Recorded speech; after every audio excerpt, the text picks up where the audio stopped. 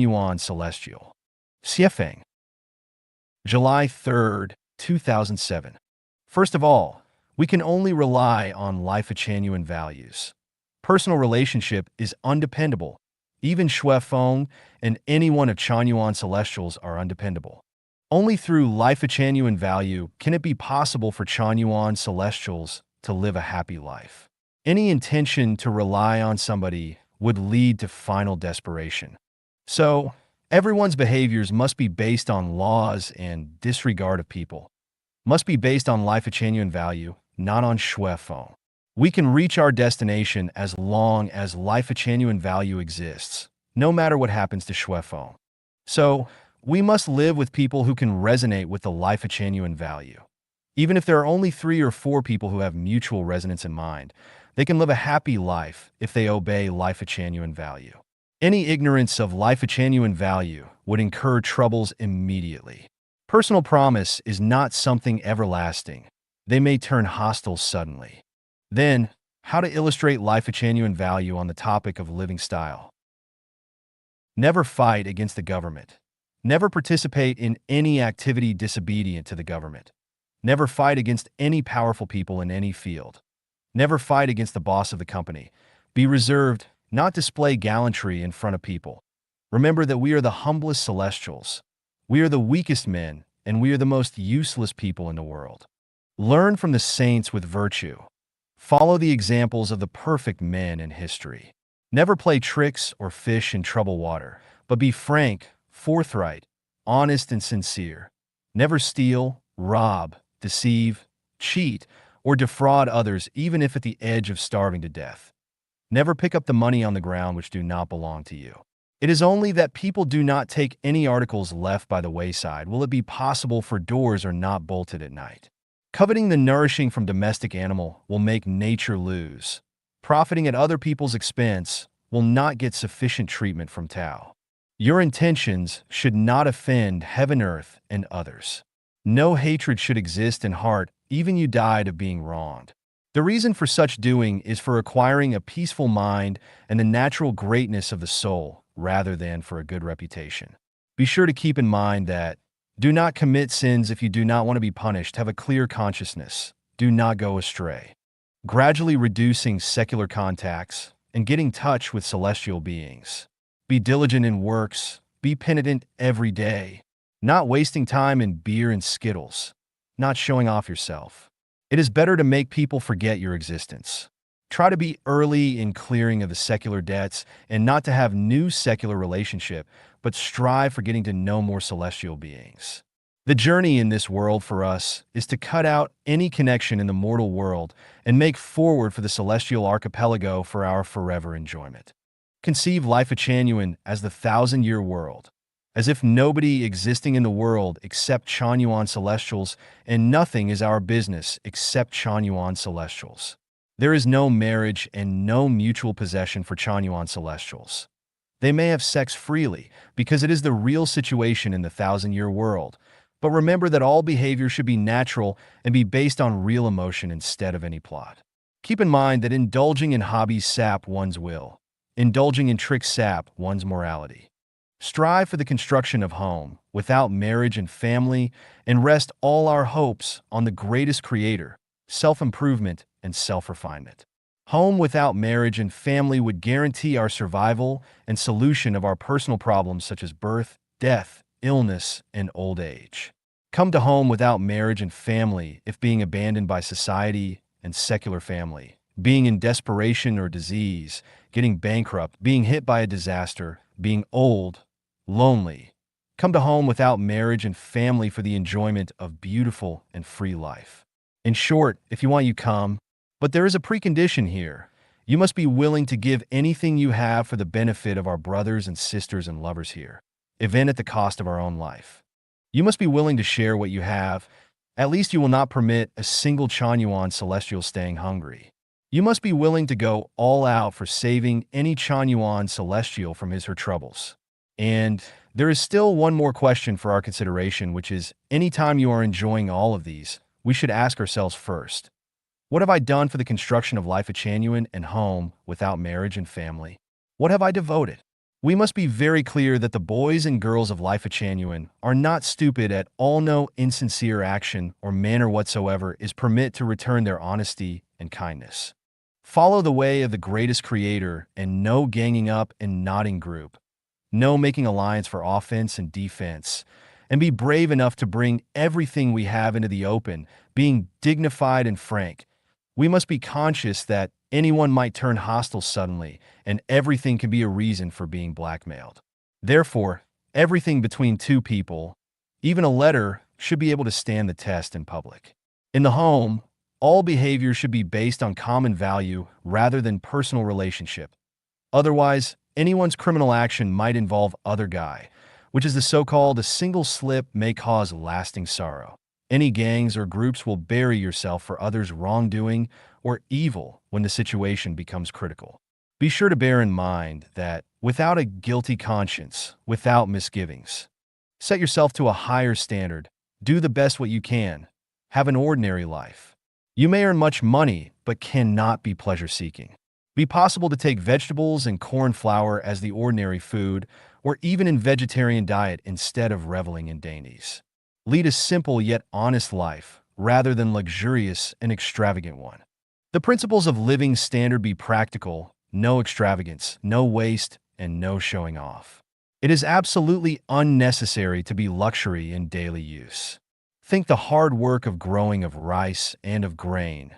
Whenever you dine, remember how silk is obtained, which keeps you warm and looks fine. Of course, it is also unnecessary to be as austere as a Puritan. You should enjoy life when it is time to enjoy. Anyone who gets in a home without marriage and family and who loves baby may expect his her own baby, but the baby will be educated without the concept of father, and it is forbidden to make him, her known who is her father is. The baby will be raised by home without marriage and family after being weaned. The baby will be educated to respect all of his her elders and regard all the male superiors as is her father and all the female superiors as is her mother. Every superior must take the babies here as is her own, loving them and taking care of them. The Chanyuan celestials at old age will be supported by all of the Chanyuan celestials, and Lifechanyuan will designate for their specific nursing to the last moment of their mortal life. Each person will be designated for his favorite work. For example, those who love cleaning do cleaning job, those who love cooking do cooking job, those who love gardening do gardening job, and those who love making things do their makings. There is no superior job or inferior job here, and there is no difference in the number of jobs. Every people must show the human's essence of truth, goodness, and beauty for providing the best services. No matter how much you contribute, the principle in home without marriage and family is non-possession ownership. The distribution will be made according to everybody's specific needs, and nobody would be possible to own anything except the life. If you want to be a manager, you must live the worst room and take the worst food. This is the so-called to be the first to bear hardships and the last to enjoy comforts. By this way, there will be no fight for power any longer. The above 8 items are the living style of Chanyuan celestials. Seen from the secular point of view, this can be called Arabian Nights or foolish ideas. But for those who have understood the meaning and value of Lifechanyuan, they know that it is the best way to approach the high-level space of life. You may be the beneficiary of these upon reflection or perception about Chanyuan 草应具备的心理素质, the psychological qualities to be Chanyuan celestial. Xiefeng. August 28, 2009. During the Three Kingdoms time, an important defensive place was lost because of Zhuge Liang's subordinate General Ma Su's disobedience. Sima Yi, who was the general of Wei, led his troop moving towards Xiqing where Zhuge is stationed. Comparing with Sima Yi's 150,000 soldiers, Zhuge Liang had only the civil officials and the 2,500 of soldiers. His officers were all frightened at the news of approaching of the enemy. But Zhuge Liang, on the contrary, donned the simple Taoist dress and, attended by a couple of lads, sat down on the wall by one of the towers with his lute before him and a stick of incense burning. His face was with all smiles as he played the lute. This is the famous story of Empty Town Bluff. Zhuge Liang showed outstanding psychological quality in the face of crumbling under attacks. When he and his men hovered between life and death, he could remain serene and control and even amuse himself by playing the lute rhythmically. In the chapter of In a Plum Garden, Cao Cao discusses heroes. Cao Cao pointed his finger first at Liu Bei and then at himself, saying, "The only heroes in the world are you and me," which shocked Liu Bei so great that the spoon and chopsticks rattled to the floor. Although Liu Bei stooped down to recover the fallen articles and said, "What a thunder!" And it was quite close. In order to covering his shock, he still exposed his inadequate psychological quality. On the later chapters, Liu Bei ignored the whole situation of his country and attached too much importance to brotherhood for revenging Guan Yu, which led to the result of his camps extending 700 li being burnt out by Lu Sun, a general of East Wu. His failure is also caused by his inadequate psychological quality. The outstanding general of East Wu, Zhou Yu, was irate to death at the age of 36, which was also a result of bad psychological quality. In the end, he sighed, "O God, since thou made Zhou Yu, why did thou also create Zhuge Liang?" It is a good illustration of his psychological quality inferior to that of Zhuge Liang. Totally different with Zhou Yu, Sima Yi accepted the skirt given by Zhuge Liang kindly and wore it at once, intending to irritate Zhuge Liang, which also showed Sima Yi's outstanding psychological quality here. What is psychological quality? It is a comprehensive reflection of the temperament, character, thinking, emotion, IQ, tolerance, and faith of a person, and the embodiment of that person's connotation. A man of excellent psychological quality is confident, generous, strong, stable, energetic, optimistic, tolerable, magnanimous, and calm, etc., while a man of bad psychological quality is self-abasement, bigoted, testiness, pessimistic, negative, narrow, and flurried. Chanyuan celestials are the most civilized, most cultivated, most intelligent, most active and creative, strongest people with spiritual nature in the world. They are common, but above the common of the ordinary sense, and free-form vulgarity. Therefore, each Chanyuan celestial should have the following psychological qualities. Remain calm in the face of danger and death. Chanyuan celestial's hand is her life to the greatest creator and is her lifetime to the Tao. They can remain serene and in control in the face of danger and death. Never retreat and feel discouraged in the face of extremely difficulties and hardships. As long as they breathe, as long as there is 1 out of 10,000's hope, they'll not give up, not let any chance of survival slip away. In front of the long journey, they will overcome all obstacles and difficulties with indomitable spirit. They will not step back. Even if they would die, they died on the journey for the destination. They will never stop short of goal. Many people around may ridicule, satirize, speak ironically, slander, insult, and attack them or create difficulties. It doesn't matter.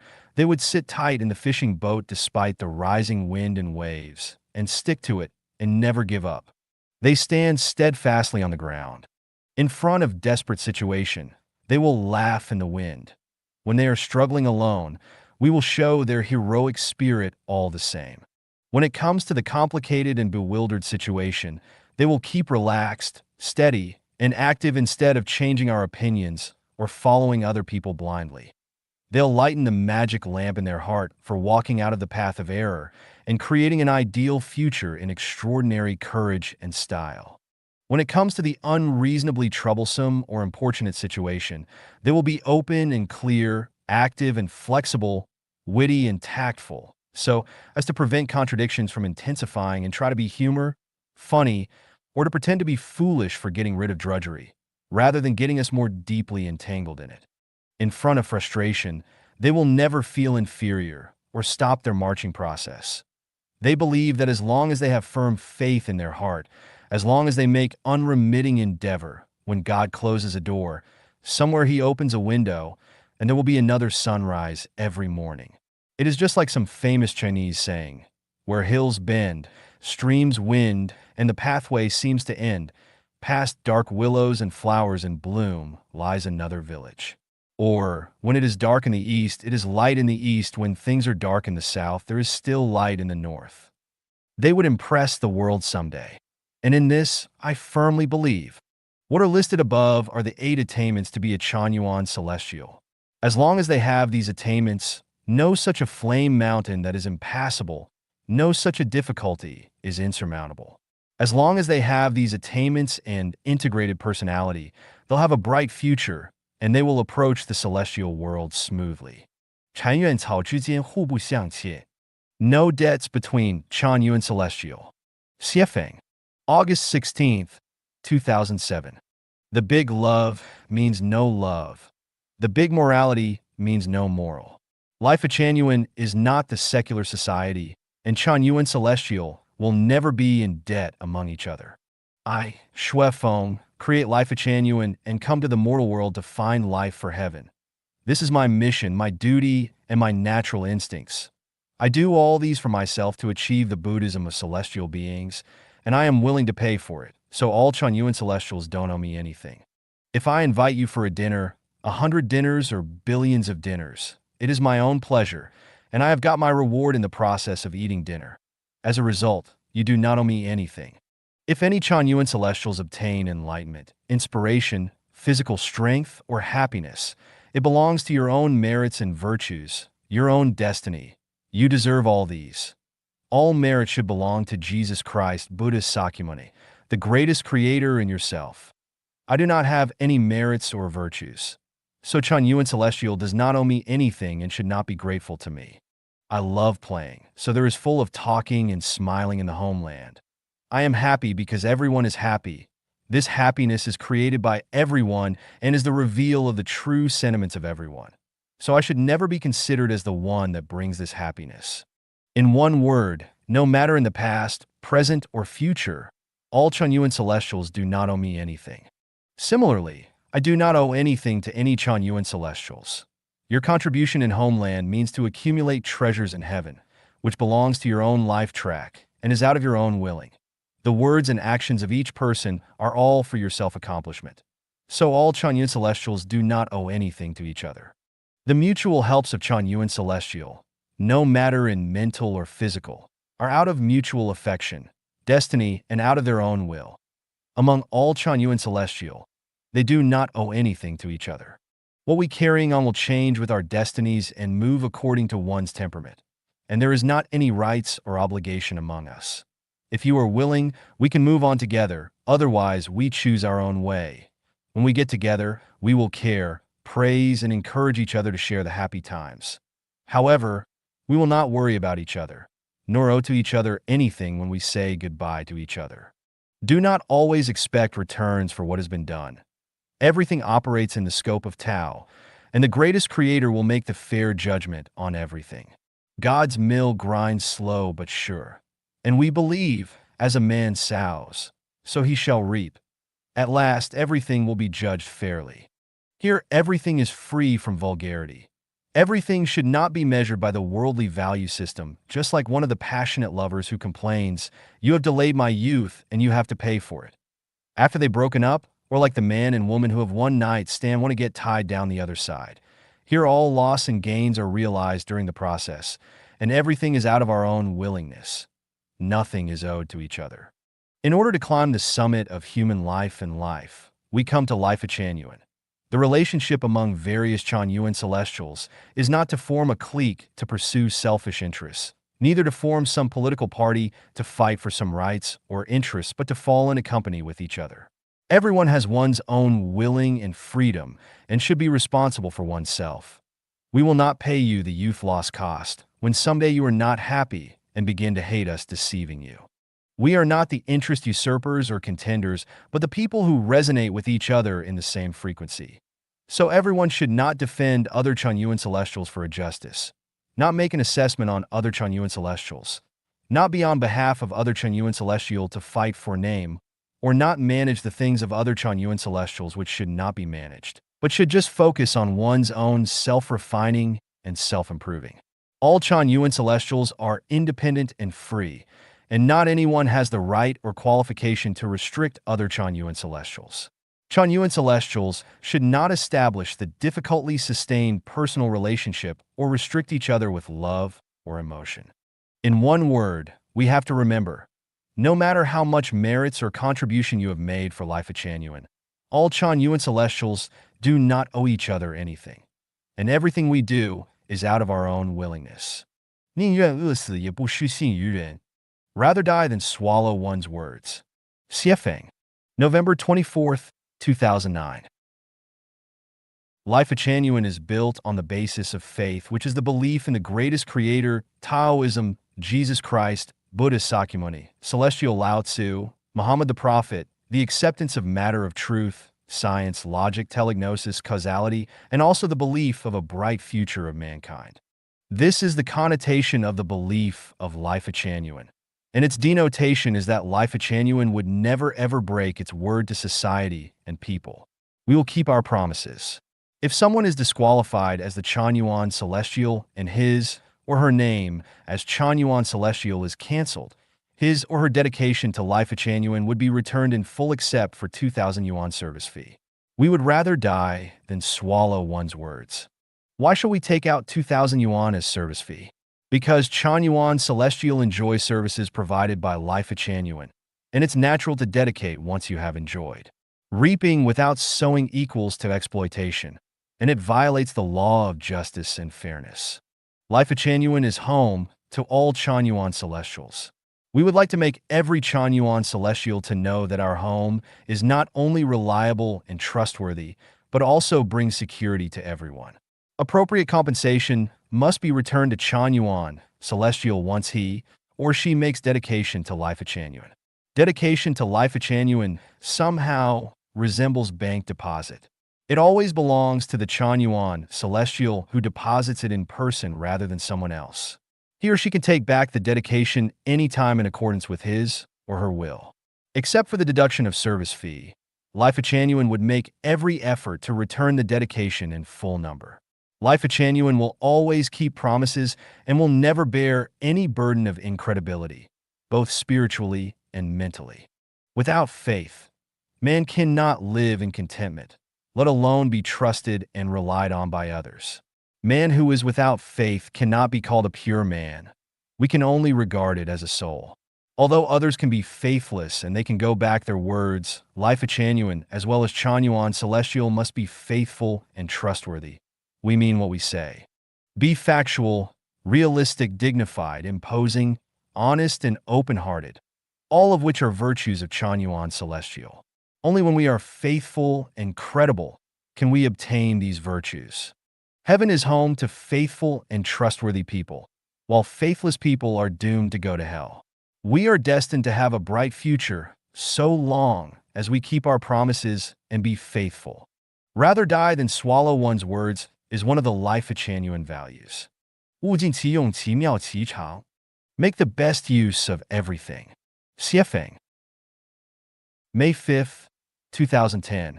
All things have the applicable, wonderful, and strong point. Make the full use of it, and there would be no waste. Shits, animals' excrements, are a fine fertilizer which will promote the growth of plant if being applied in the land. We should make the best use of everything, or it will be a waste or a profane or irreverence. Everything has its unique function, and there is no waste in nature. Even feces, dung beetles, or the falling leaves in autumn have their use too. It will be a satisfactory and equal state for the full use of everything. As far as the human body is concerned, each organ has its specific function. While the eyes, nose, mouth, ears, hands, and feet should be in full use, the brain, sex organs, entrails should be in full use too. Only in this way can we live up to the will of the greatest creation. It should be making the best use of everything, or grievances will arise and the nature will be repressed. The strength of horse is running, so let it run. The strength of cow is giving milk, so let it give milk. The strength of honeybees is pollinating a variety of plants and making honey, so let them pollinate and make honey. As to human beings, some are good at singing or dancing, so let them sing or dance. Some people are good at growing vegetables, some are good at nursing, some are good at studying, some have an aptitude for theory, and some have an aptitude for practice, so provide them opportunities for maximizing their strengths. We should make the best use of everything, or it will be a destruction or contempt. The aircraft flying in the sky, the car running on the ground, the ship sailing in the water, they all have their own strengths, The African enjoys a good physical quality. The Western enjoys a good scientific and technological quality. The Asian enjoys a good quality in thinking. They all have their own strengths too. Beans are high in protein. Vegetables are high in vitamin. Fats and oils are high in fat. They all have their own strengths too. Everything has its merits, and what should be used is to put their merits into full use. Of course, there is nothing improper for growing flowers with wash bowls, plowing with horse, or taking the pen as chopstick, but their merit is wasted and it is a distortion of nature. As to human society, everybody's ability should be brought into full play as much as possible. If those who engage in literature turn to scientific study, those who engage in music turn to acrobatics, and those who do farming work turn to business, it will be a great waste of manpower and also a great distortion and suppression of nature. We should make the best of everything, including the best use of human potentials. In this way, the waste will be minimized and the strength will be maximized. If someone lives powerless and accomplish nothing, the real reason is not that the man has not got a gift, but that the man's nature was not brought into full play, or people did not make the best use of his talents, or people use his talents in a wrong place or wrong way. It is a waste to fire mosquitoes with cannon, and it is also a waste to tunnel with bullets or grenades. Home without marriage and family must make the best use of everything, no matter it is a person or a thing in Lifechanyuan, and the Lifechanyuan era will make strive for this target too. All Chanyuan celestials should educate themselves in this aspect. 做人的18条底线. The 18 bottom lines to be a human. Dayform Buddha. October 19th, 2006. Butterfly flock around when flowers are blossoming. Virtue occupies when hearts rectified. The branches are thick when root is deeply embedded in the ground. Tao is generated when principles is set up. Lifechanyuan formulates 18 bottom lines to be a human. Those who break through the bottom line will be regarded as demons and ghosts with evil spirit. Be obedient to our parents. Our parents give us life. They're just like the sky above our head and the earth under our feet. They enable us to stand between the sky and the earth. No matter what our parents are like, they give life to us and nurture us on this land. The filial affection and obedience are children's obligation.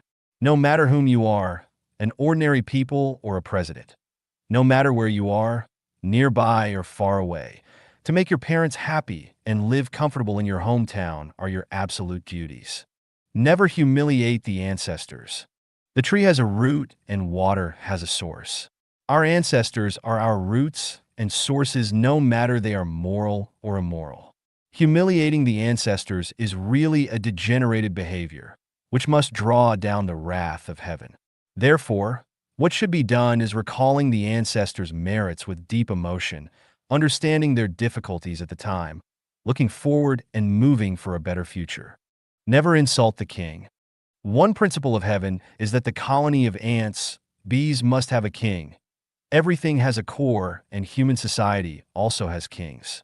The principle of heaven must follow the way of heaven, and it is impossible for human beings to get the secret of that. No matter what the name is, chairman or president, no matter how the position is taken, in turn or lifetime, no matter what kind of personality the king is, integrity and talent or immorality and commonplace, he deserves to be respected and not insulted. Show reverence to the greatest creator. We know nothing about how vast the universe is, how wonderful all things on earth are, how profound the 36-dimensional space is, and how mysterious the changes of time and space are.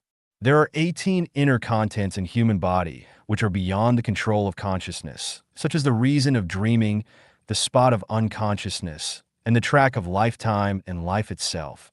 And we know nothing about these things. The way of death is also a puzzle.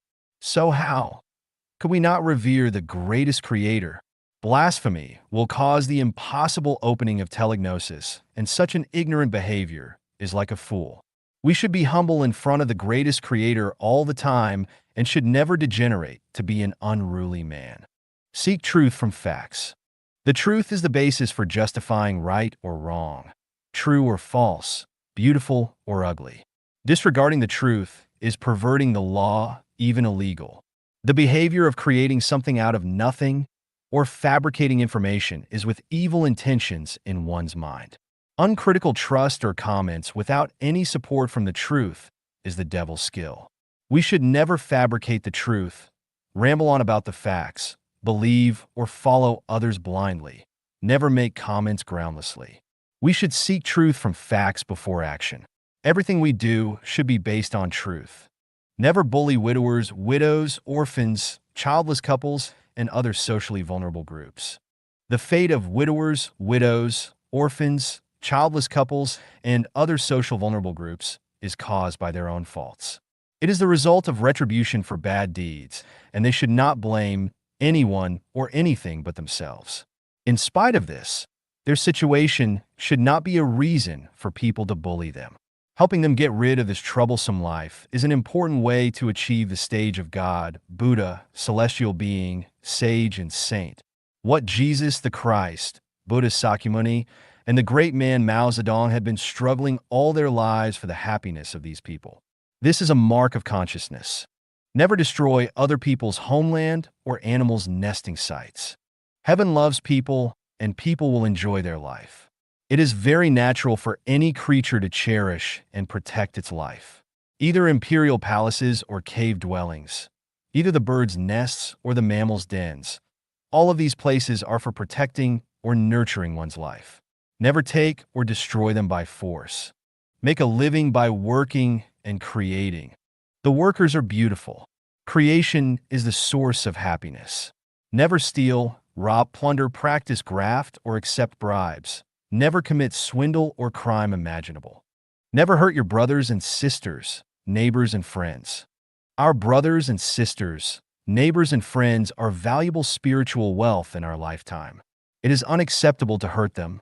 Never join in any religious or political organizations. A man of noble character favors making friends with other people rather than forming cliques, while a vile character favors forming cliques rather than making friends. The ordinary people are simple, kind, honest, and tolerant. They recognize their social positions and act according to traditional decorum. However, the followers of demons are treacherous, cunning, and unscrupulous. They are skilled in political tricksters and always assume that they would be lucky in successfully tricking. Any government is the result of political structure, and various political organizations or parties are just like tumors growing in the body human society. Never take part in any superstitious activities.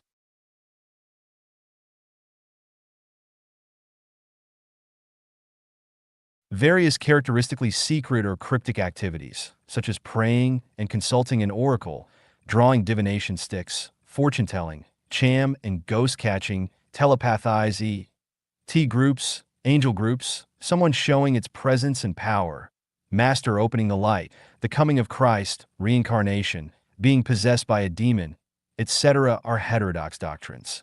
One should not participate in these activities. Never expose others' secrets. Dig ancestral graves is exposing another one's secrets. Breaking into other people's hometown or house is exposing their secrets. Doggedly pursuing others for taking candid pictures is exposing their secrets, while fixing cameras for observing other people's behavior is also exposing their secrets. Opening the secrets to the public which should be kept in secret is making exposure too. One should not disclose other secrets. Never commit fraud. Fraud is a demoniac nature. To commit fraud is to create demons. No matter what kind of fraud behavior it is, forged certificate, bogus diploma, fake identification, fake medicine, adulterated wine and foods, false claims, falsified accounts, failed certificates, misrepresented material facts, phony money, pretended feeling, or any other form of frauds are strictly forbidden. Keep promises and be trustworthy. Keeping to what is promised is called being honest. Carrying through what is promised is called being faithful. A dishonest man will never be successful, and he does not deserve the name of human being either. Please remember that never make rash promises, because every promise must be fulfilled. Being responsible to what is promised, even at the cost of your life. Show respect for elders and teachers. From the teachers in kindergarten to the tutors in the college, from the masters teaching us by doing to the masters instructing our lifetime and life, It is them who had or have been accompanying us laboriously in our life. No matter what his or her character is, or what professional abilities he or she may have, showing respect for elders and teachers is our duty. We should respect the elders, respect those who are superior to us in ages, positions, abilities, and intelligence, and also respect those people who made more contributions. Love our country, love our hometown, and never defame our nation. The mountains and rivers of our country nurture us. It needs being eulogized and protected. The root of a nation is the motherland, and no matter how ugly the nation is, one should never break off his relationship with his motherland. No matter how critical you are at home, your fellow countrymen remain the same, and you should never demonize your nation and fellow men in front of other nationalities. The personality of a man should never get lost. A man who publicly besmirches himself will never be respected by others and never deserve that respect. Show reverence to life and nature. All things on earth have spirits. All spirits have lives. All lives have feelings. All feelings have loves, and all loves have pains. Putting yourself in the places of other creatures, feeling their pains and hurts, just as it's your pain and hurt, you will get a noble sentiment of revering life. Be not a butcher. Be not a life-maltreated man. Human beings rely on nature for a living. Celestial and terrestrial, mountains and rivers, winds, clouds, rain and snow, the sun, the moon and the star, so on and so forth. All things in nature please our eyes. We would not exist without them. Prostrate yourself in front of nature and revere it. Take good care of nature meticulously in the same way of embracing your lover. Never deprive others of their freedom. Everybody has a right to enjoy freedom, whether a parent or a child, husband or wife. Don't injure or deprive others of their freedom for the benefit of your own. Ignoring the public hygiene will injure or deprive others of their freedom of enjoying clean and tidy environment. Talking loudly in public places will deprive others' freedom of enjoying peaceful time. Too loud voices of television will deprive neighbors' freedom of their peaceful and auspicious atmosphere in the rooms. Stopping others to express their opinions freely is to deprive them of their freedom of speech. Everybody is free to follow his inclinations, but the bottom line should be avoiding the injuries or depriving other people of their freedom. Summary: the 18 bottom lines to be a human. Be obedient to our parents. Never humiliate the ancestors. Never insult the king. Show reverence to the greatest creator. Seek truth from facts. Never bully widowers, widows, orphans, childless couples, and other socially vulnerable groups. Never destroy other people's homeland or animals' nesting sites. Make a living by working and creating. Never hurt your brothers and sisters, neighbors and friends. Never join in any religious or political organizations. Never take part in any superstitious activities. Never expose others' secret. Never commit fraud.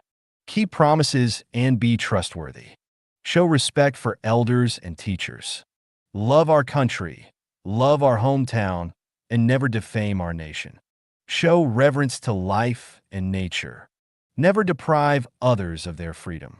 To build a house requires a sound foundation, while to be a man also requires a sound foundation in mind. Adhering to the above 18 bottom lines will enable you stand firmly between heaven and the earth, and you will be an integral part of nature. Great virtue and integrity will be generated from this. Real soul and real spirit will be generated from this. By observing all these, you can get whatever you want or at least be on the right track of Tao.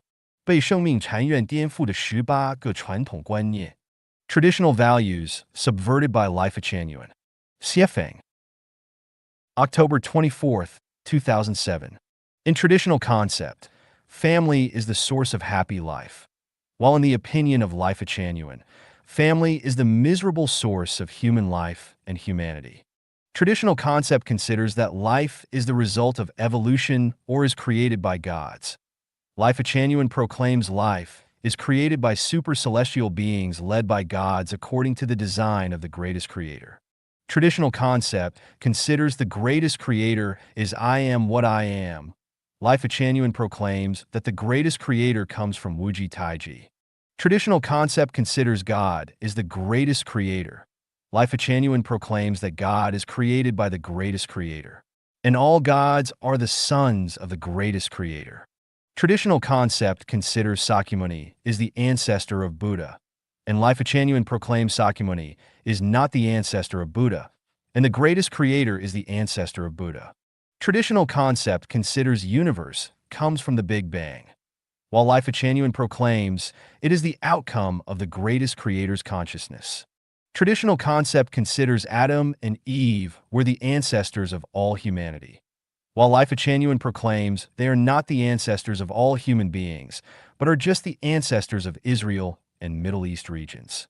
Traditional concept considers Confucianism, Buddhism, and Taoism are the Chinese cultural core. Lifechanyuan proclaims the holographic order consciousness is the Chinese cultural core. Traditional concept considers that moon is formed naturally, while Lifechanyuan proclaims that moon is specially produced by super-celestial beings and then is installed in sky for the human being. Traditional concept considers the self-refiners and self-improvers need to abstain from love, while Lifechanyuan proclaims love is a precious gift endowed by the greatest creator, and people should fully enjoy the love. Traditional concept has a blurry cognition on heaven. Lifechanyuan has a clear cognition on heaven. Traditional concept thinks that self-refining and self-improving require adopting the serious and ascetic method. Lifechanyuan proclaims that self-refining and self-improving should adopt the methods aiming at joy and happiness. Traditional concept thinks the beautiful future need to be created by working, while Lifechanyuan proclaims that the beautiful future depends on the creation of mind. Traditional concept thinks that the memory of people exists in brain, while Lifechanyuan proclaims the memory of people does not exist in brain but in subconsciousness, and subconsciousness does not exist in human body but in space-time. Traditional concept thinks the existence determines consciousness, while Lifechanyuan proclaims consciousness determines existence. Traditional concept thinks that life will receive the final judgment. Lifechanyuan proclaims there is no final judgment, and judgment goes on at every moment. Life will not be judged by the greatest creator, gods, Buddha, or king of hell, but the Tao of the greatest creator. The Tao of the greatest creator operates at every moment. Traditional concept thinks the greatest creator can talk to people directly or never talk to people. Lifechanyuan proclaims that everything is the words of the greatest creator. All the changing phenomena are the conversations between the greatest creator and people, and the people who can read the wordless book can directly talk to the greatest creator. Traditional concept thinks Satan is a demon and an enemy of the greatest creator. Lifechanyuan proclaims Satan is a god, and he is a firm supporter to maintain the symmetry and balance of universal life order. In fact, hundreds and thousands of traditional values needing to be subverted by Lifechanyuan. I just put forward 18 for you to think, and you will have to summarize the rest by yourselves. 我是一株Chanyuan草. I am a Chanyuan celestial. Xiefeng August 16, 2006. Translated by Tongxin and Shidai. I am a Chanyuan celestial in Lifechanyuan who has descended to the human world from the heavenly kingdom with the instruction to help guide, harvest ripe crops, and build Lifechanyuan. Initiate Lifechanyuan era. This is my mission, my long-cherished wish, and more importantly, all the meaning of my life and life. Let's follow the guide to moralize humankind, making people respect the greatest creator, life, and nature, and follow the way of the greatest creator, guiding them away from the Egypt of soul, and leading them to a new era, in which the worthy person can fully utilize his talents. The whole world is like one family, and no one will keep lost articles found on the roadside, and the houses need not be bolted at night. I am a Chanyuan celestial, humble and insignificant in power, but I have a perfect soul and morality. I am one of the most civilized and well-bred men of mankind. I am never arrogant and conceited. I am not swell-headed with pride, and I never impose my wills on others. I am hardworking, I am committed to work, I practice hygiene, value facts, believe in science, and advocate social morality, and promote credibility because I'm a Chanyuan celestial. I do not oppose the government. I do not harbor animosity to anyone because I am a Chanyuan celestial. I I love my hometown that has raised me and brought me up. I love my parents and fellow citizens who have endured all kinds of hardships. I love my brothers and sisters. I love all that love me because I'm a Chanyuan celestial. I love my husband or wife. I conscientiously raise and educate my children because I am a Chanyuan celestial. I will listen to the teachings of Jesus Christ, Buddhist Sakyamuni, the Prophet Muhammad, and the celestial Lao Tzu because I am a Chanyuan celestial. I only follow the way of the greatest creator. I do not follow any other way because I am a Chanyuan celestial. I do not control others. I do not engage in forceful occupation. I do not restrict anyone's freedom, and I do not allow others to restrict my freedom either because I am a Chanyuan celestial. I want to share the same frequency and resonance with the values of Lifechanyuan. I do not want to stick to my prejudice and partial understanding. I believe in the greatest creator and the arrangement of Tao. I believe in the luck that brings people into a relation. I believe in the track of life because I am a Chanyuan celestial. I regard other Chanyuan celestials as my sisters, brothers, and lovers. I will open myself to other Chanyuan celestials and exchange with them my understanding and perception of life and life. I would like to accompany my sisters and brothers on the journey of life. I would try whatever is within my power to help other Chanyuan celestials because I am a Chanyuan celestial. I do not gain extra advantage unfairly. I do not pocket anything on the ground that does not belong to me, and I would not claim as my mind the fruits of others because I am a Chanyuan celestial. I am always grateful. I never create trouble. I never exploit others' labor. I would rather endure hard work and hardships than do anything against my own conscience, because I have my good conscience, and I have a court in my soul to judge sincerity, falsity, kindness, and evil, and beauty and ugliness. I always engage in introspection, self-trial, and self-check. I never indulge myself or be too tolerant to myself because I am a Chanyuan celestial.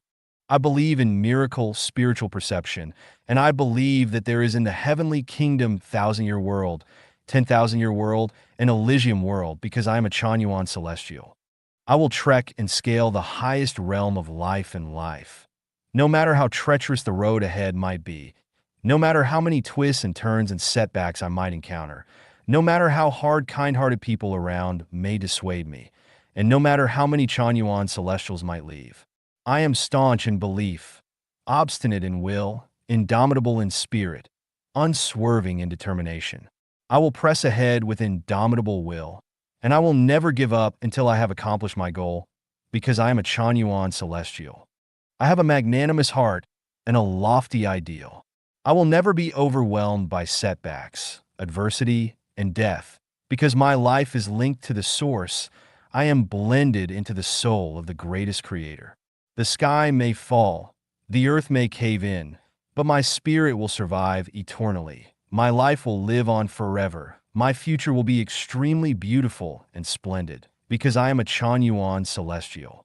I am a Chanyuan celestial, and the terminal that my life is running toward is the celestial island continent of the Elysium world, which is my permanent hometown and my cozy home.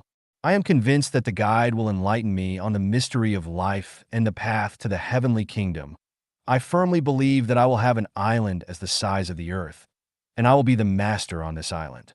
I will create my beautiful home according to my interests and likes. I will always invite super celestial beings on other islands to visit this island of mine, and I will also pay visit to super celestial beings on other islands. My life will from then on be eternally from misfortune and afflictions.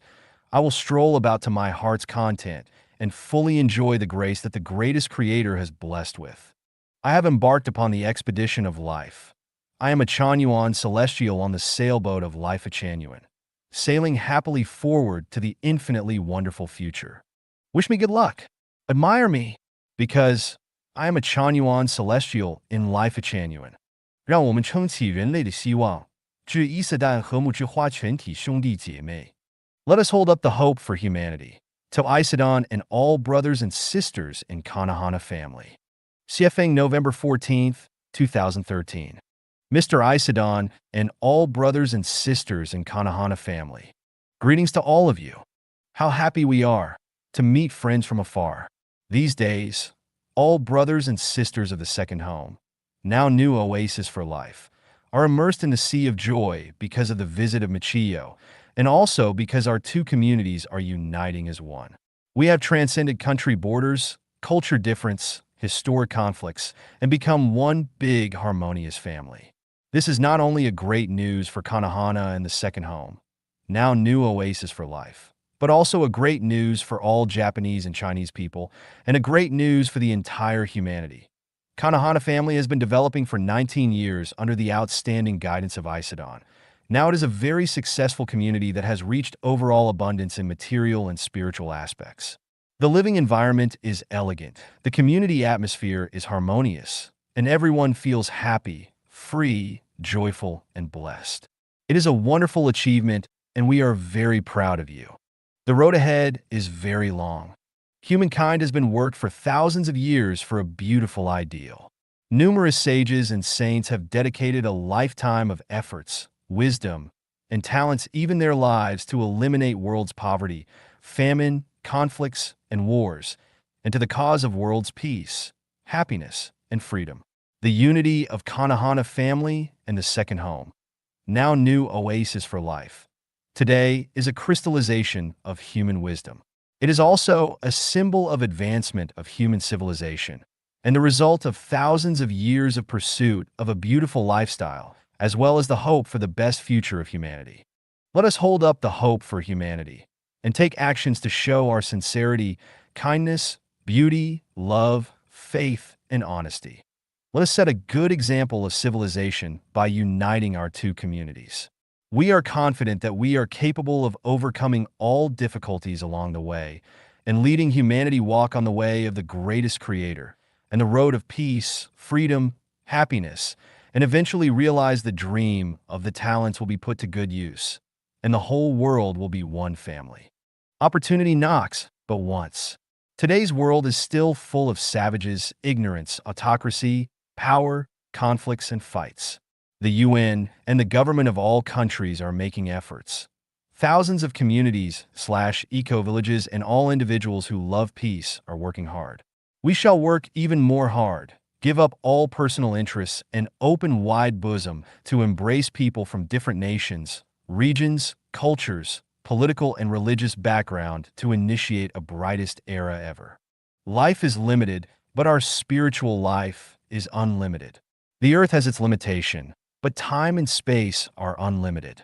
Human beings' wisdom is limited, but that of the greatest creator is unlimited. Let us unite hand in hand toward the infinite mysteries of time and space and continuously exploring the way forward. On behalf of all Chanyuan celestials, brothers and sisters living in the community, I would like to send my best regards and blessings to you. Wish you all healthy and happy. 打开家园幸福之门的金钥匙 The golden key to open the door of happiness of the second home. Now new oasis for life. Xiefeng. May 7th, 2012. Note. Translated by Tongxin and edited by Ailian. The methods used may vary, but the principle is the same. As long as we follow the principle, no matter how big the change is, how complex things turn up, everything can be organized and sorted out, just like bright spring days and the wind and rain come in their time. To build our home into a happy fairyland, we must always remember one principle. That is, everything in the second home is for realizing the happiness, freedom, and blessing for our brothers and sisters. You can do or say anything that brings happiness, freedom, and blessing to our brothers and sisters, otherwise you had better not to do or say it. We must always remember our home is designed and built for Chanyuan celestials and is serving for Chanyuan celestials. Therefore, no matter what we're going to say or do, as long as it brings happiness, freedom, and blessing to brothers and sisters, it is right. Otherwise, it is wrong.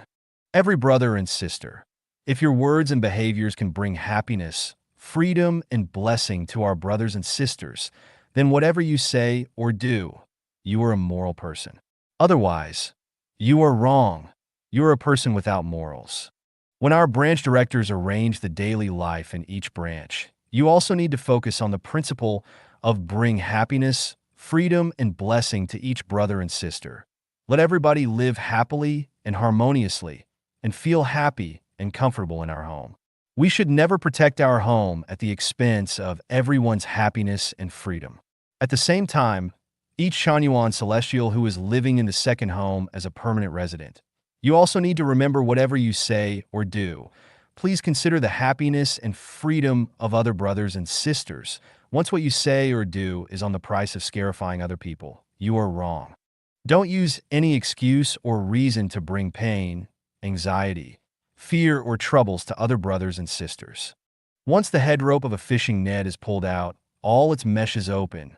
What I am saying above is the head rope. As long as we do things around this head rope, then a fairyland surely can be built out, and every brother and sister will live a paradise-like life in the second home. 生命禅院时代只需要这8类人.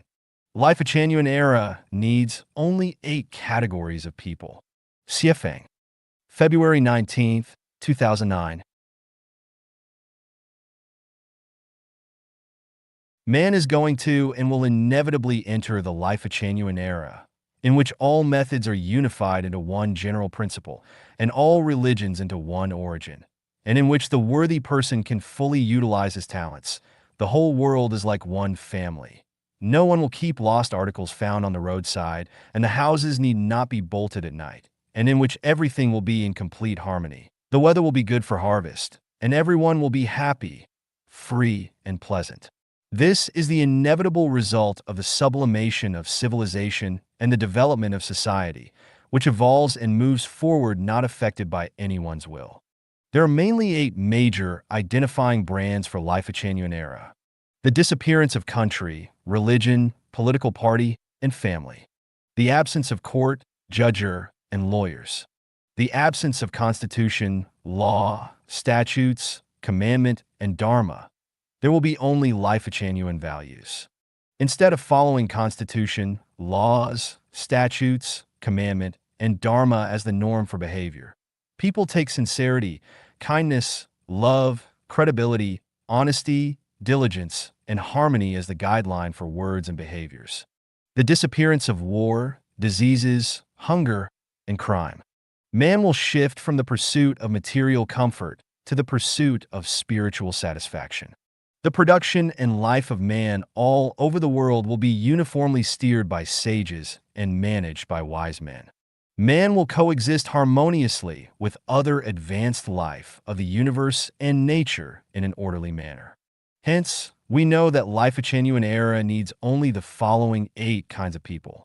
Creators of material wealth, protectors of environment, doctors and nursing staff, explorers of scientific laws, government workers, creators of spiritual wealth, creators of soul wealth, guide of life and life. The 8 kinds of people are summed up as follows. Creators of material wealth. Creators of material wealth are those who produce food, daily necessities, and convenient living conditions. For example, the laborers in agriculture, animal husbandry, catering, garment, industries, construction, water conservancy, and road building are all creators of material wealth. Protectors of environment. Protectors of environment are those who protect the living environment, social environment, and natural environment. For example, cleaners, policemen, and environmentalists, and so on. Doctors and nursing staff. Doctors and nursing staff are those who take charge of people's birth, aging, health, and death. For example, delivery, fostering, health, old people's diet and life, and everything that should be taken care of after an old person's death. Explorers of scientific laws. The greatest creator has created the necessary living conditions for us. But in order to fully utilize these necessary living conditions, we ourselves should explore, convert, and put these conditions into use. And this requires some people to be engaged specifically in exploring the laws behind the wide variety of phenomena of nature. For example, the discovery and application of electricity, the invention and creation of transportation and communication tools, the invention and design of articles for the convenience of daily life, and the like. Therefore, scientists, experts in scientific fields, and engineers and technicians are all explorers of scientific laws. Government workers. Government workers are those who take charge of the efficient production and life of mankind, arrange people's work and transfer, take charge of the allocation and transportation of materials, and ensure the good order of human society and the good functioning of procedures. Creators of spiritual wealth. Creators of spiritual wealth are those who maintain people's high spirit and prevent them from feeling empty, who guarantee that people are vigorous and do not suffer loneliness, who make sure people are happy and joyful and do not feel boring, and who ensure that people are free and happy and are far away from afflictions. For example, people involved in the fields of literature, painting, music, songs, dances, dramas, films, TV, folk art, games and entertainments, and people involved in the reports of examples of sincerity, kindness, love, faith, and honesty. Creators of soul wealth. Creators of soul wealth are those who instruct and guide people in daily life to pursue and show sincerity, kindness, beauty, love, honesty, faith, harmony, auspiciousness, peace, and justice. This category of people mainly refers to educators of various kinds and levels. The difference is that currently educators are mainly concerned with the imparting of knowledge, while the educators we have in mind are those who stress the building of people's soul garden as well as the imparting of knowledge. A person who imparts only knowledge but neglects the building of soul garden is not a creator of soul wealth. Guide of life and life. Guides of Life and Life is a group of saints without rights who help people to establish correct outlook on life, and world, and institute perfect, orderly, auspicious, and harmonious operation procedures for mankind. They will have complete analysis of human nature, time, space, the meaning and connotations of life, point out the future of mankind and individuals, and guide people on the way to the heavenly kingdom that they have been dreaming of. The above people are the kinds of people needed by Lifechanyuan era, and only the above 8 kinds of people are entitled to enter Lifechanyuan era. Then what kind of people are not needed by Lifechanyuan, or in other words, are redundant? Judges, lawyers, soldiers, politicians, businessmen, entrepreneurs, bankers, financiers, wizards, and sorcerers will not be needed by Lifechanyuan era. Embassies, immigration bureaus, customs offices, banks, insurance companies, and civil affairs organizations will no longer exist. All the intermediary organs will no longer exist, and all people working in these organizations will no longer be needed and are thus superfluous. Only about 1 in 10 government staffs will be needed in government organization, and thus the remaining 90% will be superfluous. The above information needs to be pondered deeply by every member, who should think of transferring to other businesses as early as possible. Chanyuan 具有8大福分 enjoys 8 happy fortunes of Chanyuan celestials. Xiefeng. Translated by Transin and edited by Kayer. September 6, 2008. Chanyuan celestials enjoy these 8 extraordinarily wonderful fortunes. Chanyuan celestials connect themselves to the greatest creator and are linked to the source of life, and therefore walk on the way of the greatest creator.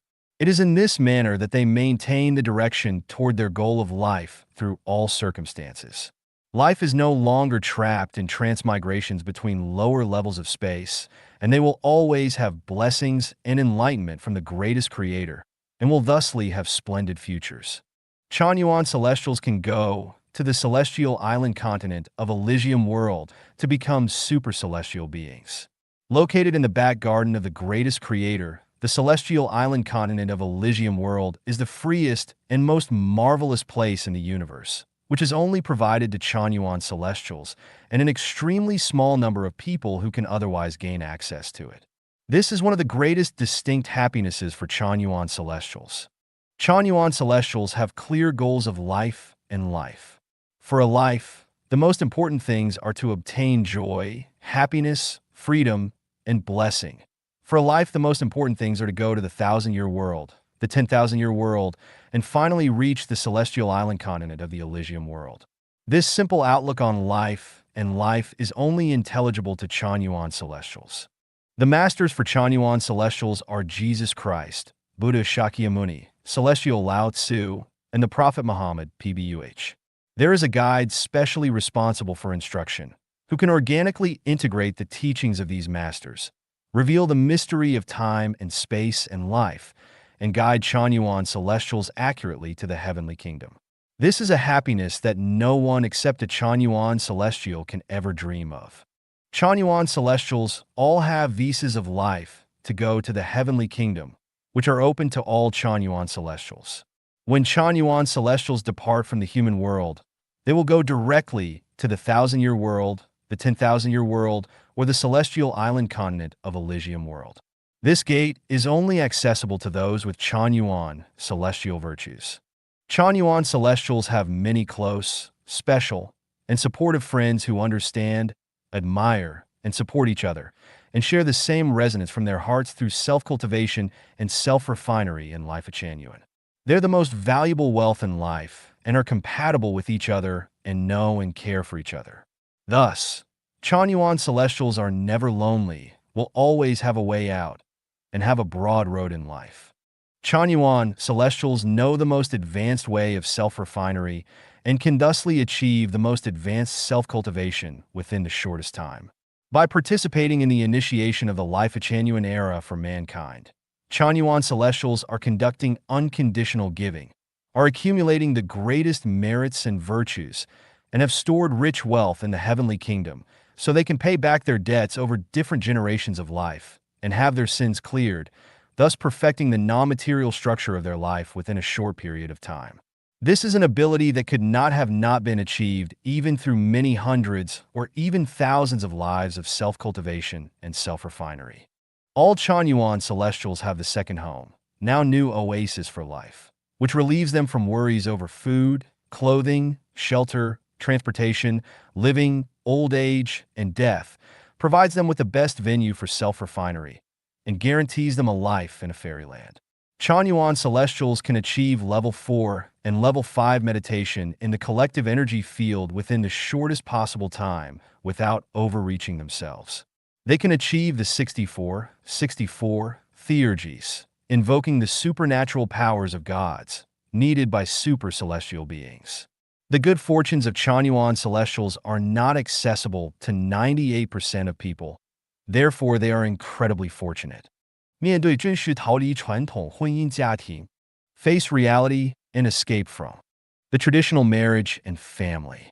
CFing August 2, 2009. Traditional marriage and family is a program of life that has been contacted with viruses, which can erode the sincerity, kindness, virtue, love, faith, and honesty in human character and drive us from an originally joyful, happy, free, and blessed life toward the abyss of misery, anxiety, enslavement, and desperation. If we take a look at the history of mankind and the reality that we are in, and observe the status quo of marriage and family in the neighborhood, we can easily find that traditional marriage and family is the prison of human nature and the stumbling blocks that hinders man's march toward a beautiful, free, and happy life. Face reality and no longer cheat yourself. Distress will not disappear simply because you do not pay attention to it, and the maltreatment and torture of spirit and soul that you have sustained will not be relieved as a result of endurance. It is the most foolish illusion to place your own future and happiness in the hand of a certain person or several people. It is the most insane and wishful thinking to rely on marriage and family for a joyful, happy, free, and blessed life. We cannot blame any person, the parents, the husband or wife, or even less so, children, sisters, brothers, relatives, friends, or neighbors for the misfortunes and tragedies incurred by the traditional marriage and family. What is at fault is the program of family. Humankind has been trapped in this program for thousands of years. The sea of tribulations is endless, but you can find the shore if you choose to pull yourself back. It is high time that we escape the life pattern of marriage and family and entered the new way of life. It is time to start a new life. We should not repeat the tragedies in history. Lifechanyuan has designed the new way of life for every member of mankind, which has been proved to be feasible in practice. You can obtain relevant information at the website of the Second Home, now new oasis for life. http://www.thetundome.org, English. http:// www.d2gyuan.com, Chinese. I will write an article about the new way of life of the second home, now new oasis for life. Please pay attention. How can we escape from traditional marriage and family and enter the new life in the second home? Those who are not married yet can refrain from getting marriage. Those who are divorced do not think of getting married for a second time. Those who have got married do not seek divorce, but try to ensure that both husband and wife enter the new life in the second home. Escaping from the family does not mean escaping from your close relatives or giving up on your parents and children or abandoning your obligations and responsibilities. Instead, escaping from the family means escaping from the traditional program of life and entering the new program of life. Anyone who has old parents to look after should show their filial piety to parents and arrange properly their parents' food, clothing, shelter, and transportation. Those who ignore their parents are not entitled to enter the second home. Those who have young children to bring up should perform their duty to raise the children. They should not incur any mental harm to the children that have not come of age. They shouldn't reduce but strengthen their care and love for their children. Those who want to escape from the traditional marriage and family should first clearly understand the malpractices of the traditional marriage and family and the misery and affliction it has caused to humankind and understand the new way of life designed by Lifechanyuan. Then they must learn and build new outlook on life, value, life, and the world. In addition, they shall strive to become Chanyuan celestials in Lifechanyuan through self-cultivation and self-refinement. And finally, they shall finish the relations with the human world and establish connection with celestial beings and enter the brand new life of the second home. Lifechanyuan is to create 256 units of the second home.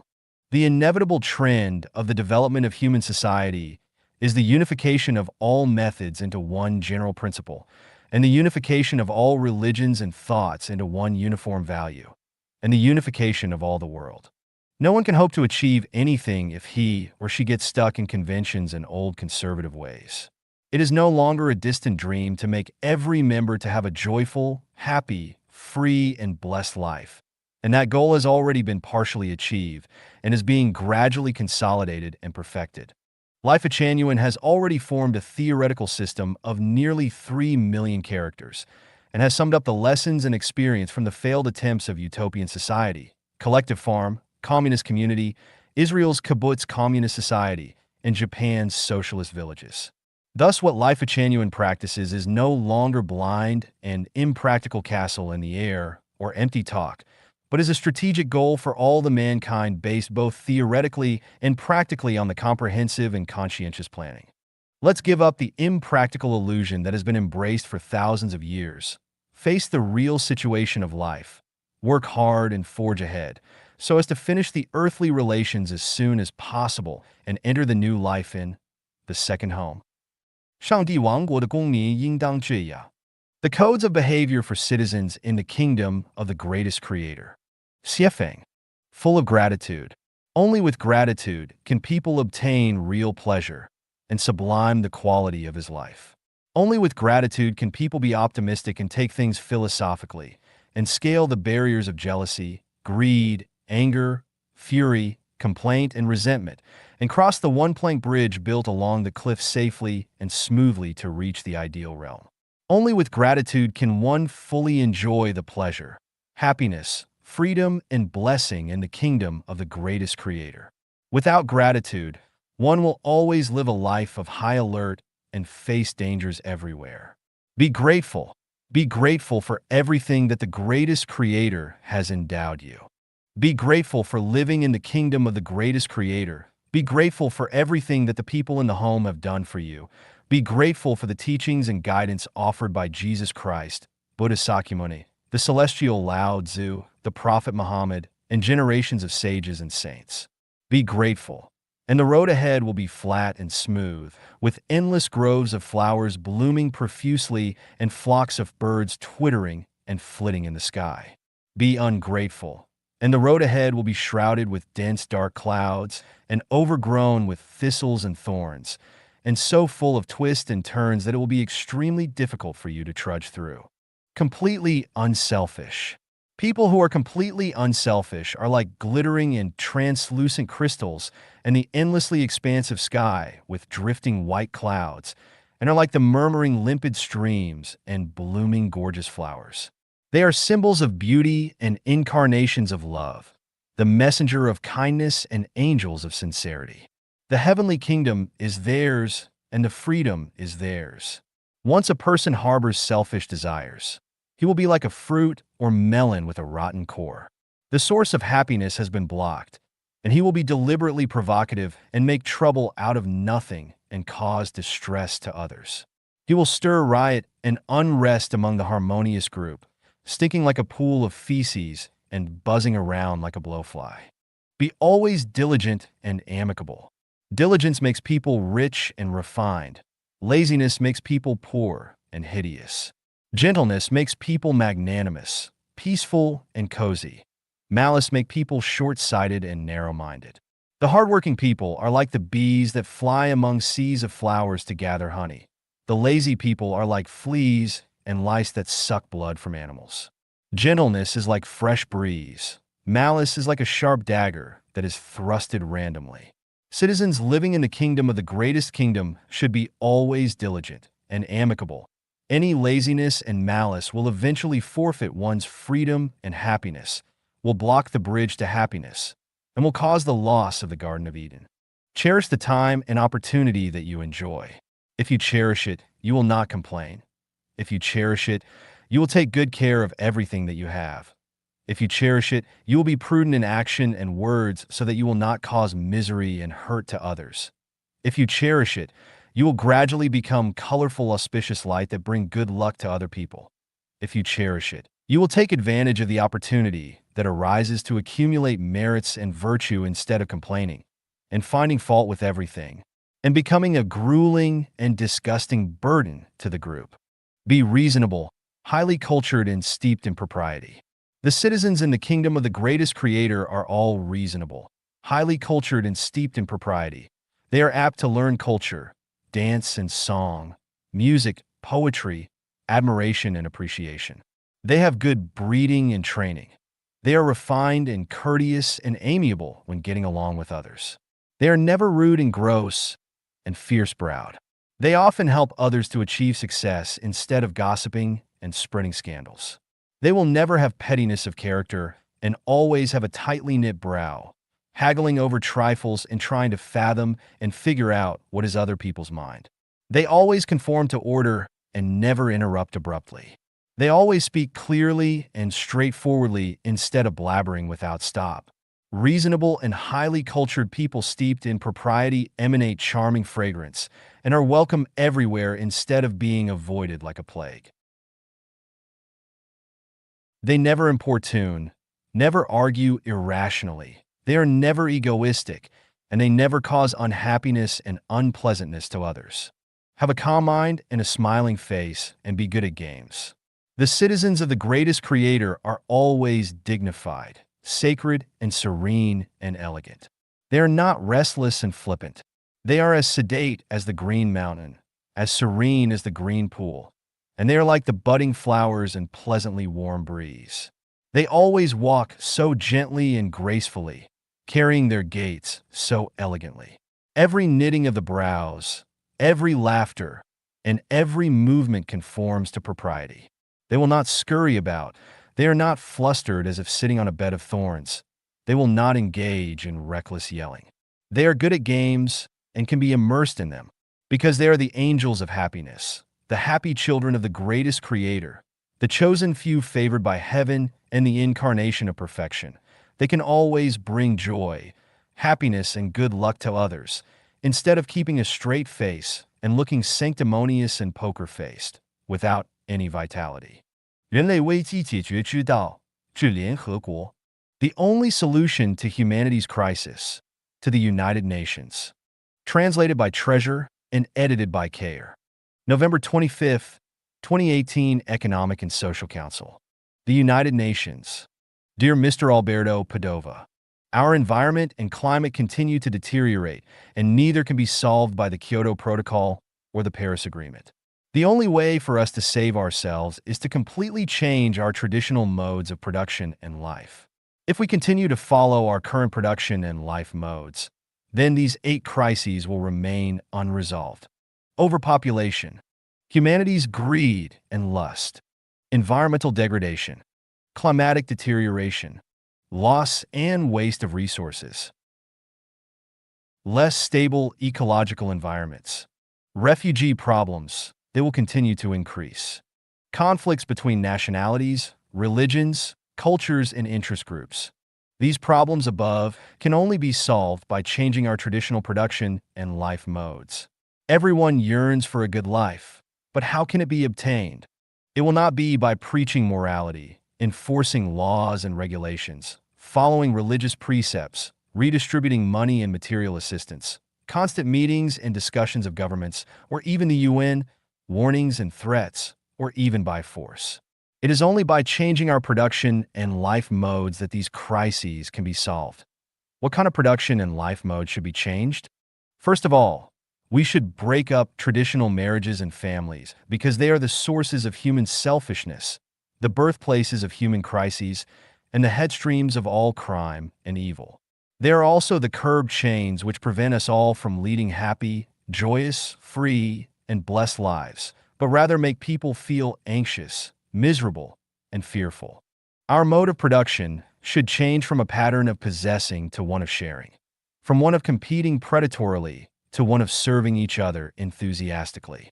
The rest of the contents involved are too broad to discuss here, but I can offer much more information based on my experience, if the UN is interested. How do we change nearly everyone's traditional production and life modes? To implement the production and life mode of the new oasis for life created by the Lifechanyuan. We have been experimenting with and improving upon this mode in mainland China for 9 years, and the results have been very encouraging. More than 200 people have participated in our experiment over the past 10 years, and 150 of them have resided within the new oasis for life for extended periods of time. The remarkable signs of this mode are that exclusive marriages and families have disappeared, supporting our elderly and rearing and educating our children have been managed well, the crime rate has dropped to zero, our members' health has improved greatly, pollution to our local environment has dropped to near zero, and our waste of those in any of the developed countries in the world. There are many more advantages over the traditional production and life modes which are difficult to describe here in detail, but of which we have published many written descriptions, photographic proofs, and video displays, and we want the UN to understand them in detail. We can provide a great deal of information as evidence to study and judge. If people do not change their traditional production and life modes completely and adopt these of the new oasis for life, as created by Lifechanyuan, then the prospect of sustained development will remain distant and uncertain. At this juncture between our continuation as a species and our extinction, we are hopeful that the UN will send people to study and demonstrate it as soon as possible and make it a project to be put into practice as has been done by Lifechanyuan, to bring about the new models of production and life modes sooner rather than later. Let people from all over the world visit, study, and experience it. In this way, humanity's situation can change completely and our futures will be blessed and sustainable. It is impossible to change humanity's dangerous predicament at once. And even if the brakes were applied immediately, the inertia of traditional thinking would last for decades, by which time it would be too late. So, the best way to do this would be to build new models of production and life modes which are intuitive, that people can see and experience in person, and that can be copied and replicated everywhere. If the new oasis for life mode were to be repeated by millions of people, then the beautiful ideal that mankind has dreamed of for thousands of years would surely be realized. How do we build a model of this new production and life mode? We would establish a new oasis for life in mainland China, in the United States of America, or in Zimbabwe, Africa, with 300 resident members including people from various religious, cultural, national, and ethnic backgrounds under the auspices of the United Nations and implemented by Lifechanyuan. We encourage the United Nations to persuade one or more of those 3 governments to agree to allow us to create a new oasis for life on their territory, and also to allow the foreign people involved in its creation to enter and leave freely. The place where the new oasis for life would be created would be chosen and financed by Lifechanyuan and purchased or leased according to existing local policies. Of course, it would help if the UN could help with the funding, because if you were to do so, then it would be quicker and easier to build, and the new model could unfold more quickly.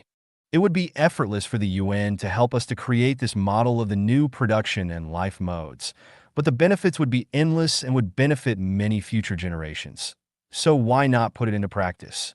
It is better to teach people to catch fish than to give them some fish. If the UN turns a blind eye to my proposal and ignores it, then you will have to deal with many types of devastation everywhere for many years to come. We look forward to positive, encouraging news from your organization. CFA. Lifechanyuan. 生命禅院就是独裁一言堂. Lifechanyuan is a dictatorship, what one says goes. CFA. August 11th, 2019. Translated by Chanyuan and edited by Kair. The former Chuandao Celestial, whose celestial name has been withdrawn, posted after his two-sentence article, "Wisdom cannot be learned," unconvincingly, that Lifechanyuan is only a personal worship group where what one says goes. But Lifechanyuan's veteran and meritorious Songhai, Celestial opined after his article, "Today is free for chatting that, if I cannot give full play to my talents from within Lifechanyuan, then I must create the necessary conditions for myself elsewhere and continue my self-cultivation." Based on the thoughts and feelings expressed in the two posts above, I will elaborate on the nature of Lifechanyuan and how Chanyuan Celestials can exhibit their talents fully here. Lifechanyuan is by no means an organization in any sense of the word. It is neither a political party, a religion with dogma, any form of social or civil group, a community of special interests, a charity, nor a corporation. It is only a platform by which deiform Buddha can reap ripe crops. Therefore, no democracy is practiced in Lifechanyuan. It is completely ruled by CFA, and the practice is what one says goes. The purposes for any wise person to become a Chanyuan Celestial are to make their life happy, joyous, free, and blessed, to let life escape from the samsara of reincarnations, and to sublimate to heaven, the 1,000-year world, the 10,000-year world, and the Elysium celestial islands continent. Beyond this, Lifechanyuan has no other purpose. Lifechanyuan created the new oasis for life in order to initiate the Lifechanyuan era for humankind. Its purpose is only to create the conditions for Chanyuan Celestials to accumulate merits, repay debts, end secular ties, and perfect their quality of life, but not for saving mankind. It is the responsibility and obligation of theologians and politicians to save mankind, not that of CFA, and certainly not that of any Chanyuan Celestials. The relationships among Chanyuan Celestials are as tourists who meet and travel together by chance on their journeys through life and life. They are neither responsible for each other, nor do they have obligations to each other. Every Chanyuan Celestial cultivates their own soul garden, walks their own way, speaks for themselves, minds their own business, does not worry about others, and does not mind other people's affairs. How a Chanyuan Celestial walks, speaks, and behaves has nothing to do with other members. Therefore, no member should ever hope to impose their will on other members or hope to educate or guide them. Every Chanyuan Celestial should cultivate their own state of immortality and remember that others cultivating their states of immortality have nothing to do with them. No Chanyuan Celestial has any obligation to obey any other Chanyuan Celestial, nor any right to instruct or order them, but each has an obligation to serve all other Chanyuan Celestials. Therefore, if you expect to be a master in Lifechanyuan, a superior leader, the king, to be praised and admired by everyone, or even to show off your theoretical wisdom, ability, and level, then I will tell you now that you have entered the wrong gate. No one with ambitions to do something great should become a Chanyuan Celestial, because there is nothing great to do here. There are only countless small chores, such as planting grass and trees, growing vegetables and crops, raising animals, washing clothes and cooking dinners, building roads and houses, cleaning, creating beautiful environments, publicizing Chanyuan values, and so forth. Do not try to create your own set of theories in Lifechanyuan, let alone work in an executive office, because regardless of whether you were once wealthy, a high official, a celebrity, a star, an expert, a professor, or a writer, and no matter whether you're extremely knowledgeable and possess great abilities, when you enter Lifechanyuan, you become an ordinary worker. All Chanyuan Celestias are equal. So do not think that you will be superior. Escape physical labor. Make other Chanyuan Celestials serve you without you serving them. Or direct other Chanyuan Celestials to follow your orders. So, how can Chanyuan Celestials in Lifechanyuan exhibit their talents? Make other Chanyuan Celestials feel happy and joyous. Wash their feet and polish their shoes. Plant fresh fruits, vegetables, and grains for other Chanyuan Celestials, and raise chickens for everyone to eat fresh eggs every day. Build comfortable houses for other Chanyuan Celestials, and let everyone live in picturesque environments. Service everyone's food, clothing, housing, transportation, birth, old age, sickness, and death needs, so that they can all live carefree lives without regrets. Produce commodities to serve society in exchange for money for the home. Create new oases for life in Africa, the Americas, Eurasia, and everywhere else. Go to Zonanhai, the White House, the Kremlin, and the United Nations to encourage major national leaders and the UN Secretary General to accept Chanyuan values. Carry forward the spirit of Chanyuan Celestials to prevent global warming and to reduce natural disasters. How about these? Whose great talents have yet to be played out fully? Every Chanyuan Celestial must bear these two ideas in mind. When you think you are right, then you are already wrong. This world is faultless. All faults lie within us. Lifechanyuan is a self-contained and Siefeng. February 11th, 2020. Translated by Chanyuan and edited by Kayer. From theory to practice, Lifechanyuan has formed its own complete system. From the origins of the greatest creator, the universe, life, to the developments of time, space, life, and thinking, it has its own interpretations and explanations. From the understanding and revelations of Tao and heaven to the ways to enter into higher realities, it has its own detailed explanations and routes, especially with reference to people. These include how to do each of the following: repay debts, end secular ties, accumulate merits, perfect life's non-material structure, climb the peak of life, reach heaven, approach the peak of life. Lifechanyuan has formed its own system with its own set of theories and from practical experience. This system is unprecedented in history and surpasses all existing religions, political ideologies, and national doctrines that humankind has reached, as well as all existing scientific, philosophical, and theological interpretations. Not only does it represent the crystallization of thousands of years of human wisdom, but also the integrated theory of the teachings of gods, Buddhas, celestial beings, saints, and sages, and especially the practical activities of Lifechanyuan, which illustrate perfectly how people in society, and people in nature can live in harmony, and it showed perfectly how people can have happy, joyous, free, and blessed lives on their life journeys. It can be said with certainty that no people, theory, and such being the case, that Lifechanyuan no longer seeks cooperation with or participation in any activities of the United Nations or any countries, political parties, religious groups, organizations, or a multitude of various types of communities and individuals.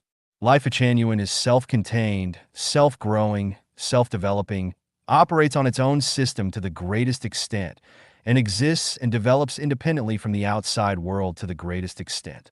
If we do not ask for favors from others, then we will get along well with each other.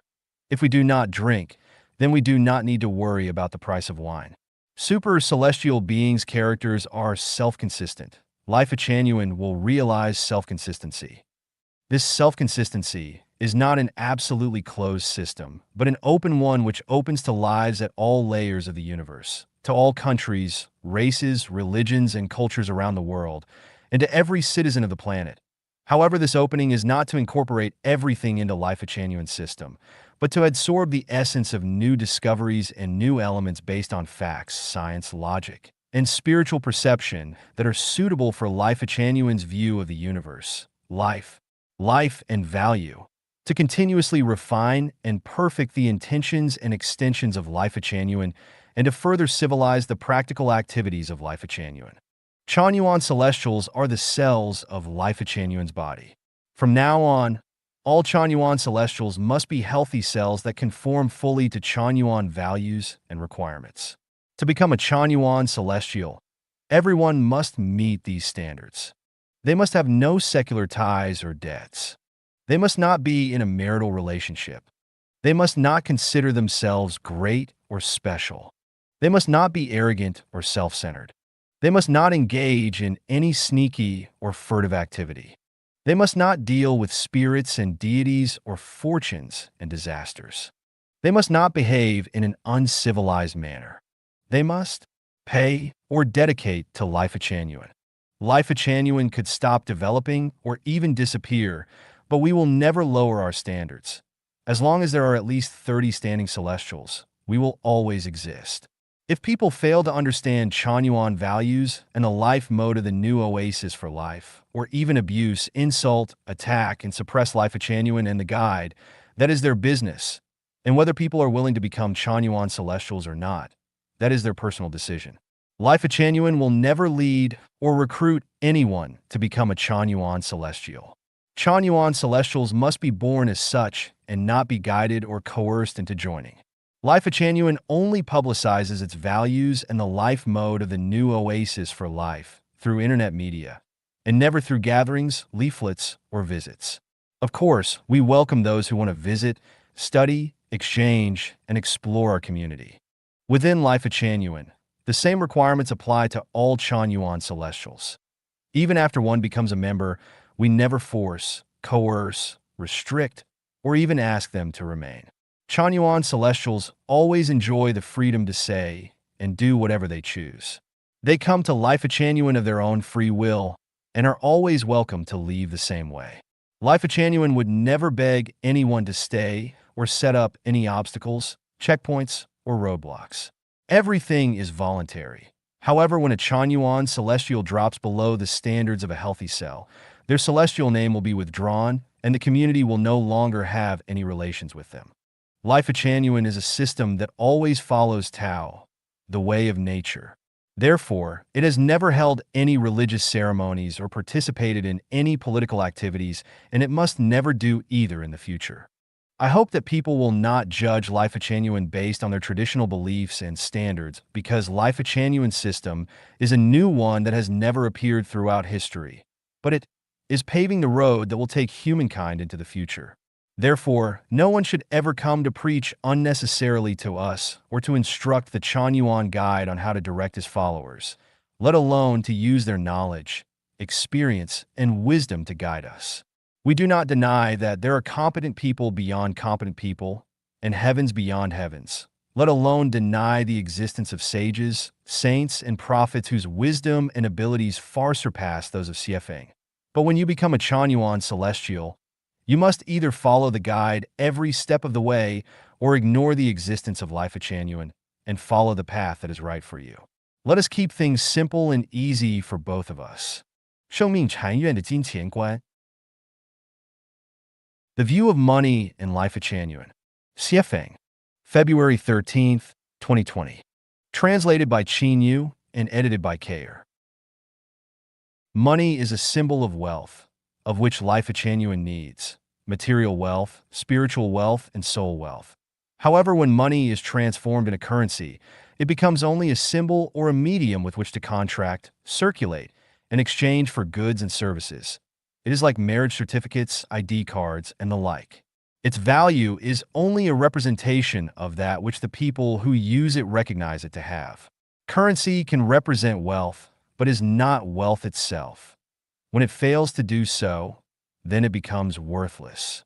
Just as in 2009, Zimbabwean $100 banknotes were not worth the paper and ink with which they were printed and had less value than squares of toilet tissue. The view in Lifechanyuan is to eliminate currency gradually. Most Chanyuan celestial residents never need to handle it, and we achieved this 10 years ago. In the new oasis for life, only the accountant who is responsible for keeping our money and the purchasers who trade with the outside world ever have any need for it. Internally, Chanyuan celestials no longer keep money because no financial transactions take place between us. When no one has any interest in trading with money or currency, then getting along with each other becomes simple and their relations become particularly harmonious and peaceful. Over the past 10 years, Chanyuan celestials have been as close to each other as family members, as brothers and sisters, or as close friends or lovers. We owe this to the sublimation of quality, but the life of Chanyuan's view of money has also played an important role. At present, since people outside Lifechanyuan rely on money to promote all production activities and the exchange of materials and commodities is carried out with currency, Lifechanyuan has to use currency with which to exchange for necessary supplies in the market. But as the Lifechanyuan mode of production and life gradually expands, currency will gradually disappear. For example, we have to pay for electricity. However, when the controllers of the power stations become Chanyuan celestials, they will provide electricity as other celestials provide them with food, clothing, housing, and transportation, and arrange for their birth, aging, illness, and death. In this way, there will be no need to pay electric bills nor currency with which to balance against our electrical consumption. Another example is when Chanyuan celestials need clothes, we have to exchange money for the clothes we wear, but when the controllers of the clothing factories all become Chanyuan celestials, they will supply clothes while others will provide everything else that they need. In this way, the clothes that Chanyuan celestials need will no longer be exchanged for currency. By analogy to all other walks of life, the needs of the whole society can be met this way, and currency will become archaic and unnecessary. Another view of money in Lifechanyuan is that Chanyuan celestials neither borrow from nor lend to each other. They give all of their value to the home, and the home provides for all their needs. So if anyone wanted to borrow money from any Chanyuan celestial, they would be out of luck because none of them would have any to lend them. Since all Chanyuan celestials' needs are provided by the home, of course they would never need to borrow money from anyone else. This concept and practice has relieved people of much trouble and pain with no owing of debts, no pressures on life, and the cost of getting along with each other becoming free. That is, if we do not ask for favors from each other, then we get along better with each other. As there is no money, there are no corrupt officials. Even if one wanted to be corrupt, there are no opportunities for them to do so. Chanyuan celestials living in the homeland have no chance to use money, so they cannot be corrupt, and even if one could find a way, what could they do with their ill-gotten gains and how would they use them? They could not spend them in the nearby community because hundreds of eyes would be staring at them, and besides, all of their needs would have been provided for them by the home. What would they need them for? Would they buy something secretly to make their lives easier or more luxurious than everyone else's? No way. If they did this, they would fall into disrepute, become notorious, and there would no longer be any place for them in the home. Also, Chanyuan celestials do not gift each other, and they cannot form cliques through which to pursue selfish interests.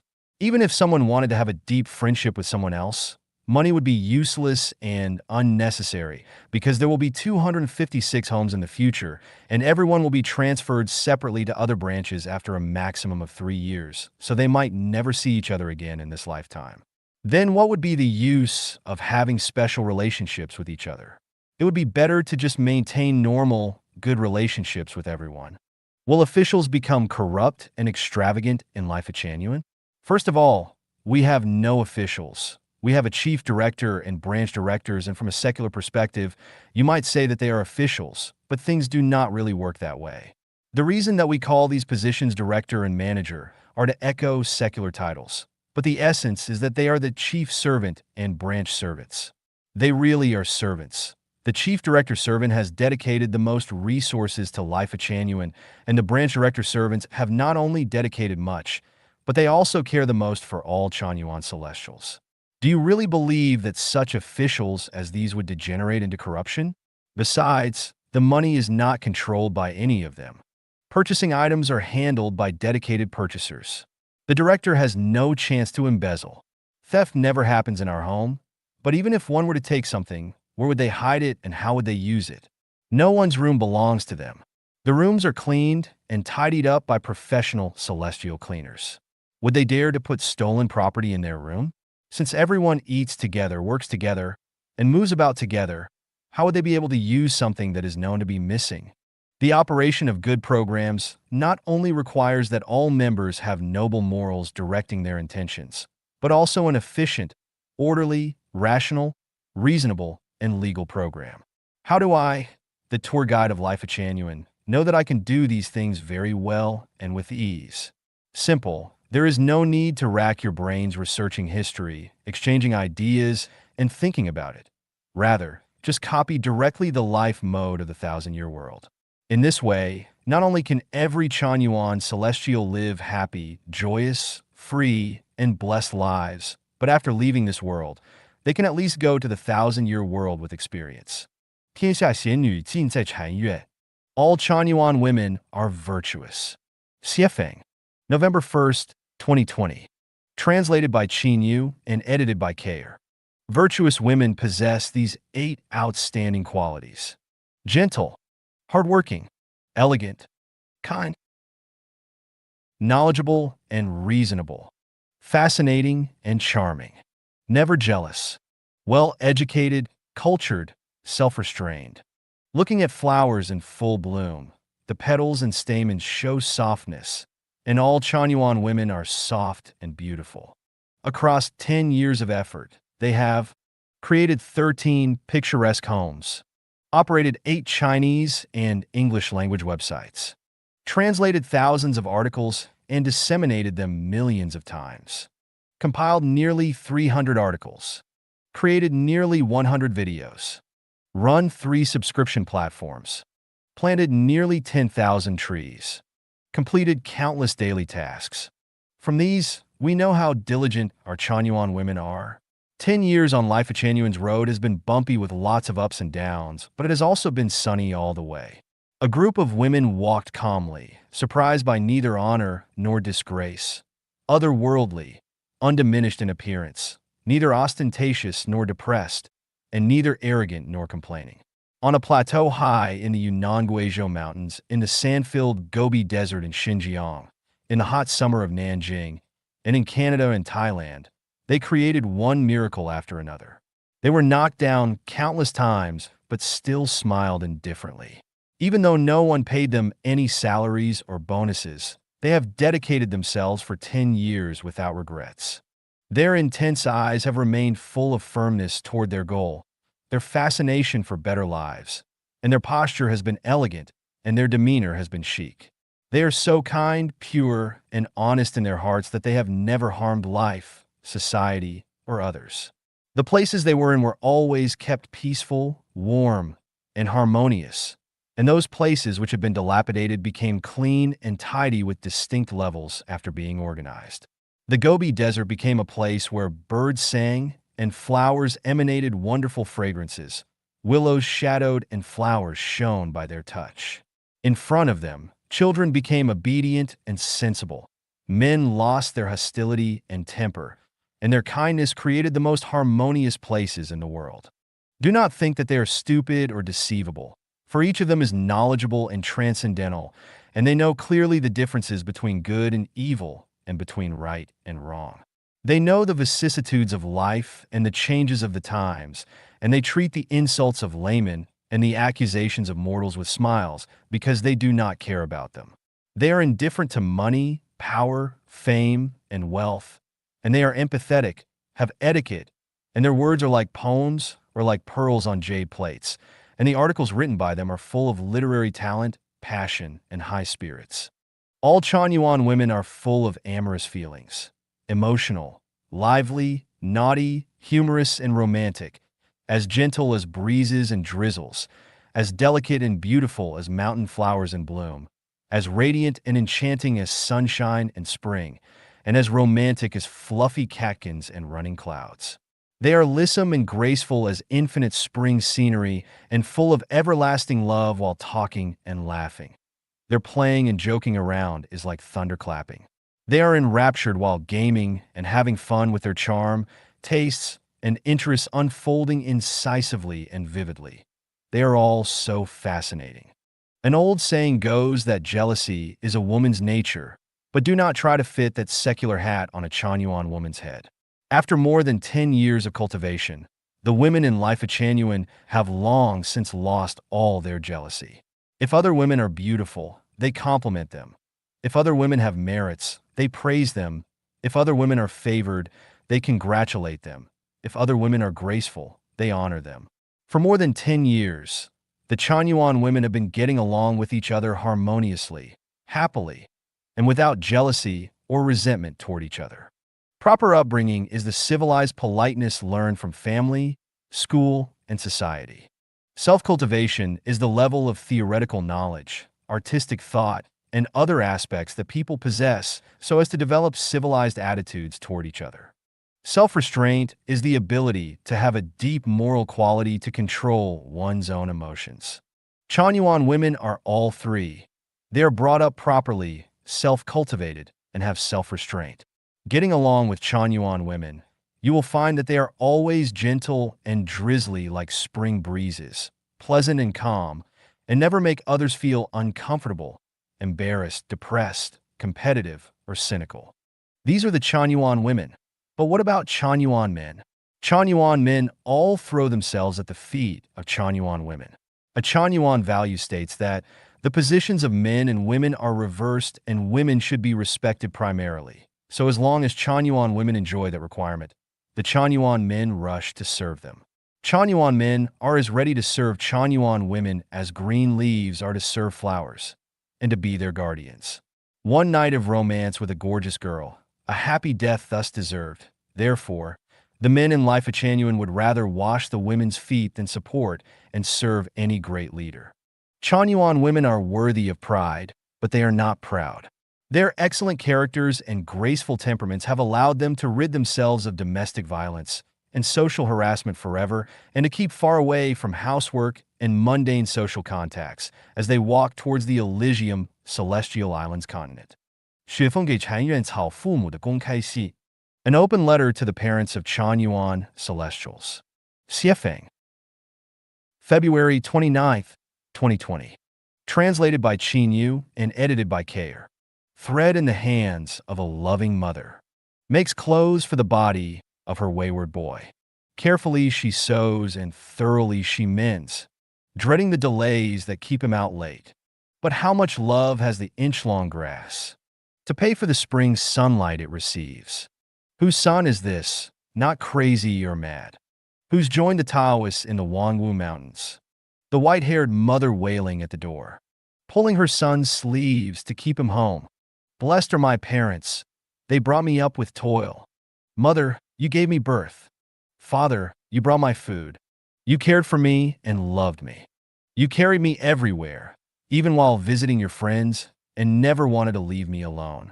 I can never hope to repay such great love after the disaster came and heaven robbed you from me. Greetings to all parents of Chanyuan Celestials. Once a son and now a father, I understand both the love of parents and of their children.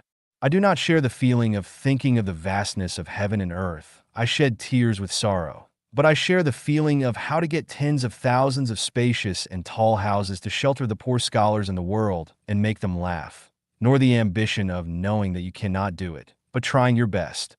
My purpose is to reap the ripe crops and bring in the Lifechanyuan era to the common people in the world so that parents everywhere can live and work in peace and enjoy happy lives in their old age, and their children will smile and no longer worry.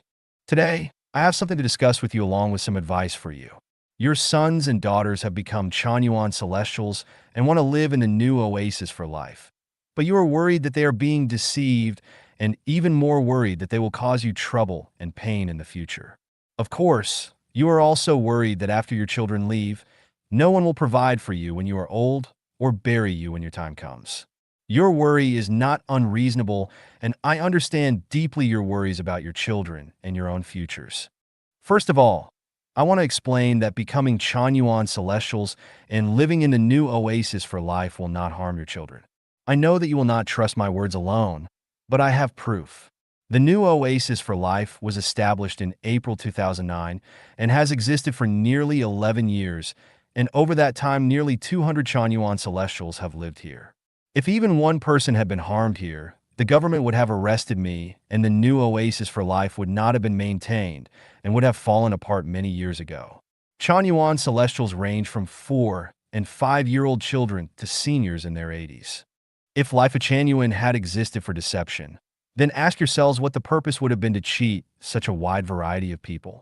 If illegal activities were operating in the home, the government's nearly 600 investigators who visited us would have announced their findings to the news media and ended it right there. The fact is that the government has not arrested any of us, let alone restricted any of our freedoms.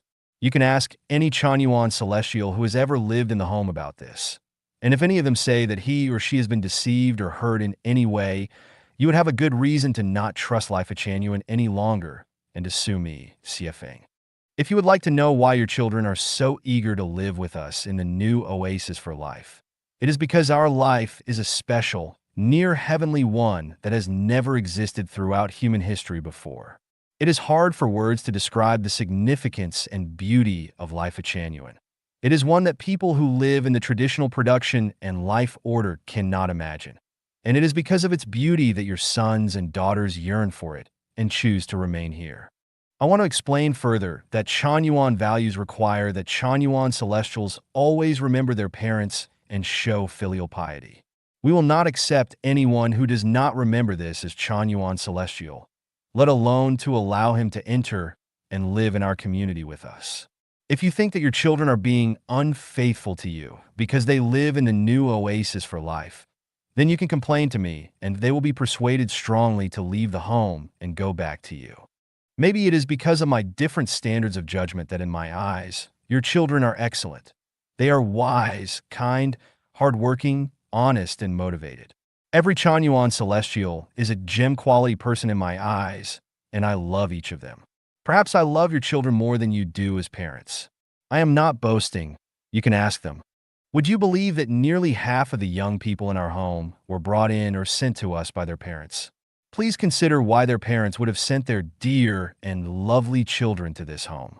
When you understand that these parents are not stupid, you will no longer fear that your sons and daughters will be deceived or harmed when they enter our home. I have this word of advice for you. When your children want to enter and live in the home, you should not stop them because very few are qualified to enter. The requirement standards to enter are very high and few can succeed. That being said, for your children to be able to join us, you must have accrued spiritual wealth from a previous life.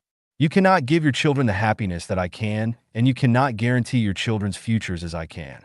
When your children enter the home, they are not leaving you forever because you can visit them and see how they are living at any time.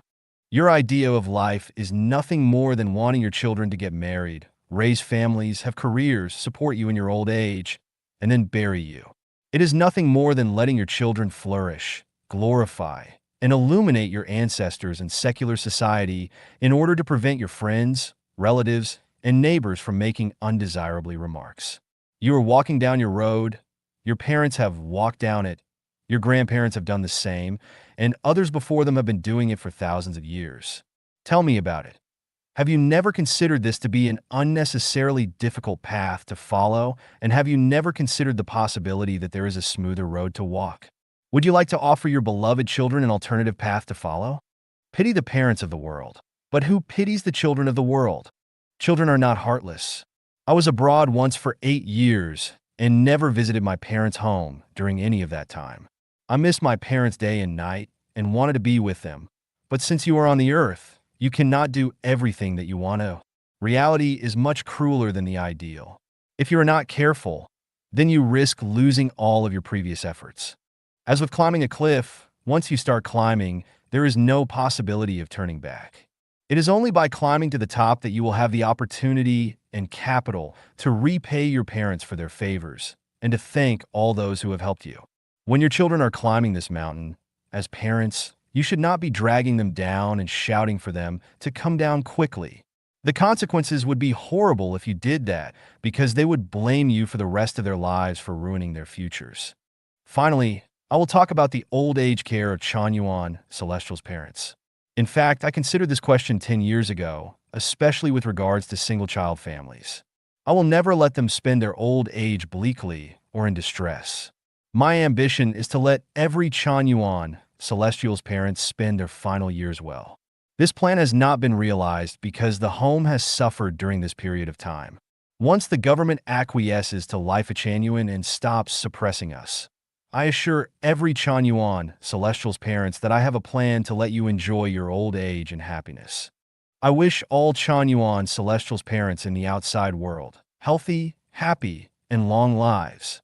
I pray for the greatest creator to grant each of you many blessings.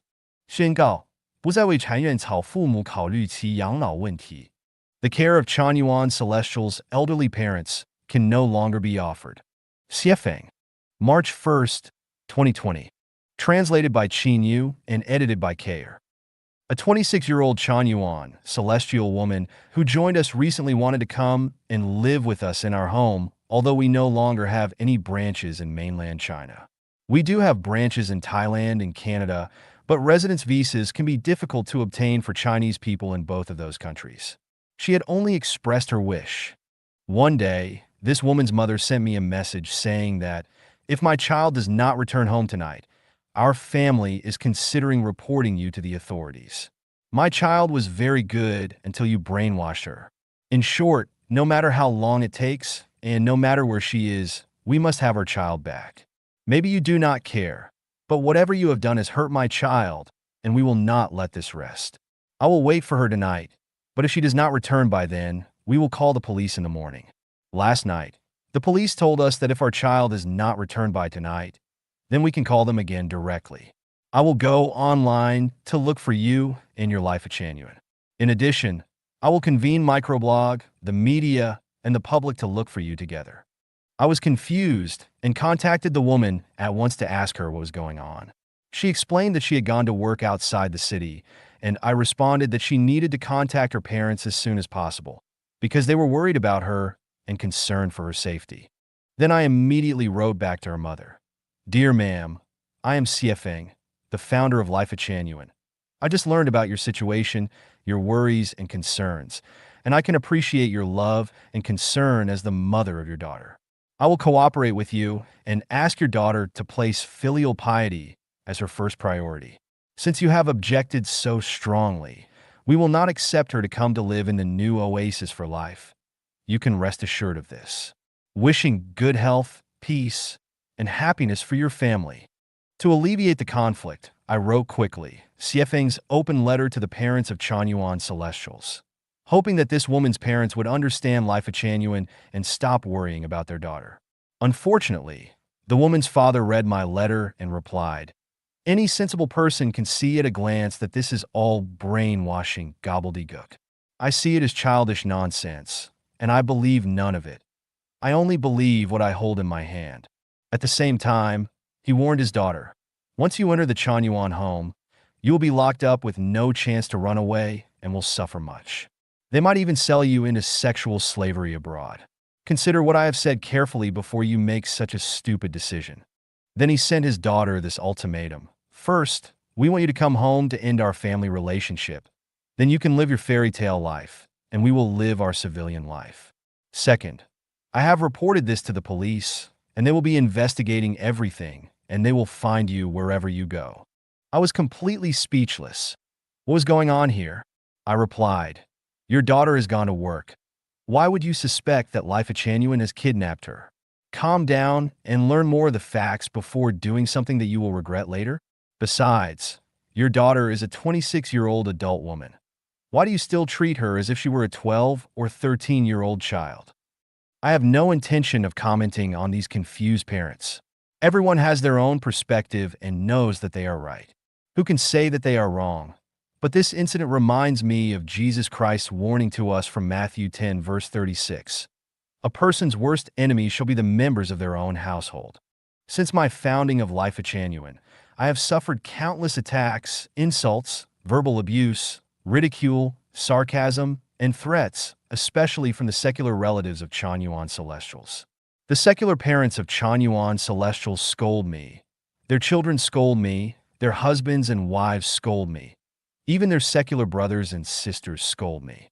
None of the Chanyuan Celestials' secular parents have offered me a single word of encouragement or affirmation, while the 9 picturesque homes that we created were all destroyed. Of course, there are no wronged souls in the world. I cannot blame anyone but myself. but I also have my right to fight for freedom. I declare that from this point forward, I will no longer consider caring for any Chanyuan, Celestial's elderly parents. Scold me and threaten me. I deserve it, but so do you. Only the gods, Buddhas, celestials, and saints are crying. 生命绿洲里的28个不允许. 28 activities that are not allowed in Life of Chanyuan. Siefeng. April 4th, 2020.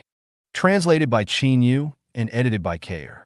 The new Oasis for Life is the model for humankind's future. It is a program designed so that the talented will be put to good use, and the whole world will be one family, and where no one will pocket and doors are not bolted at night. Every place will be clear and bright. The weather will be good for harvesting, and everyone will be happy, joyous, free, and blessed. Chanyuan Celestials will give formless alms by creating a new era of production and life mode for humankind. Now, through this program, Chanyuan Celestials can repay accumulated debts from past lives and accumulate life wealth in heaven, so as to accomplish a sublimation from mortal to immortal and to eventually enter the 1,000-year world, the 10,000-year world, or the Elysium Celestial Islands continent. How will we realize this ideal of the talented will be put to good use, and the whole world will be one family, and achieve the goal of no one will pocket anything found on the ground, and doors are not bolted at night? How will we have green mountains, clear rivers, blue skies, fertile land, and abundant good weather for harvesting? And how will we make everyone live happy, joyous, free, and blessed lives? Traditional thinking, traditional values, and traditional ways will definitely not work. This requires new thinking, new values, and a new way. Once one becomes a Chanyuan Celestial, they must completely abandon themselves, become selfless, format their own history, and discard all the understandings and concepts that they thought were right before they entered Life of Chanyuan. It is not enough for them to simply detach themselves from worldly affairs and remold themselves. They also need to follow the guide's roadmap fully, or their ordeal will be endless and they will not survive. They must understand the truth that the wisdom of thousands of mortals combined is not as great as the vision of a single saint. No one should ever try to figure everything out before doing them, because you might not live long enough. To reach this goal, the following 28 activities are not allowed in the new Oasis for Life.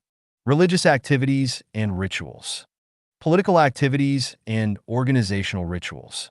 Personal worship, especially the deification of Siefeng. The hanging or posting of any personal portraits, especially those to promote Jesus Christ, Shakyamuni, Lao Tzu, Siefeng, or any other master, bodhisattva, angels, or great prophets whom you respect.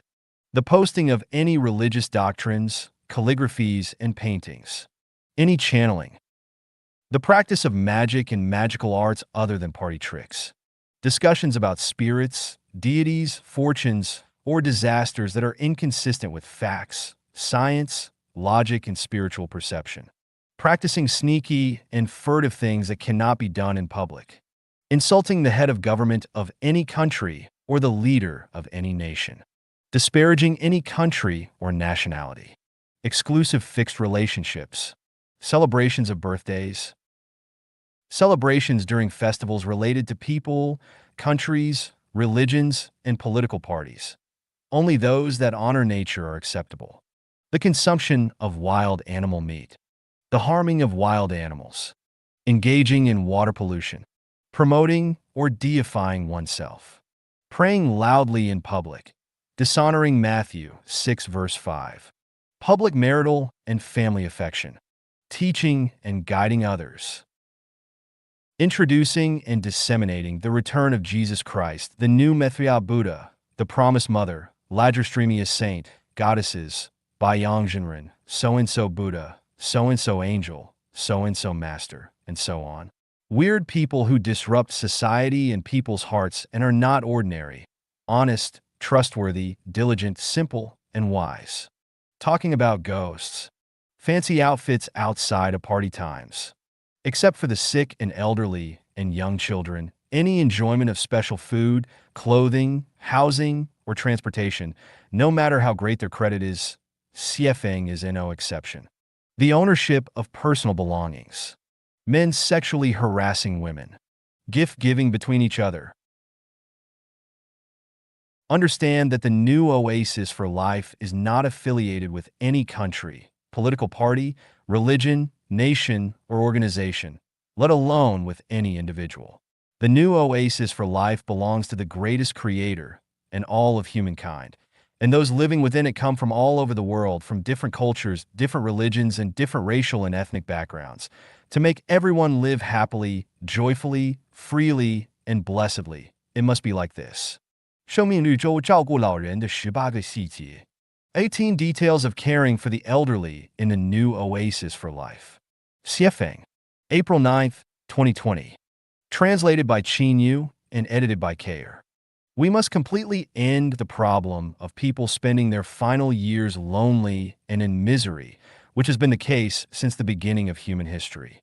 In the new Oasis for Life, we must allow elderly people to live a carefree and picturesque fairy life, and let them always be in the company of middle-aged and young people, and even children, so that they can fully enjoy the beauty of old age life. Below are 18 details of caring for the elderly in the new Oasis for Life. The best rooms are reserved for the elderly. The best food is reserved for the elderly. Specially trained people care for the elderly.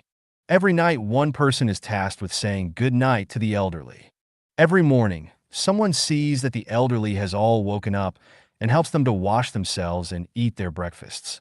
People ask how the elderly people feel every day and whether they need anything so as to meet their needs to the maximum. Someone assists the elderly to take baths, being careful that they do not slip or fall. People hold the arms of those with mobility issues. The elderly's rooms are kept clean, tidy, and airy.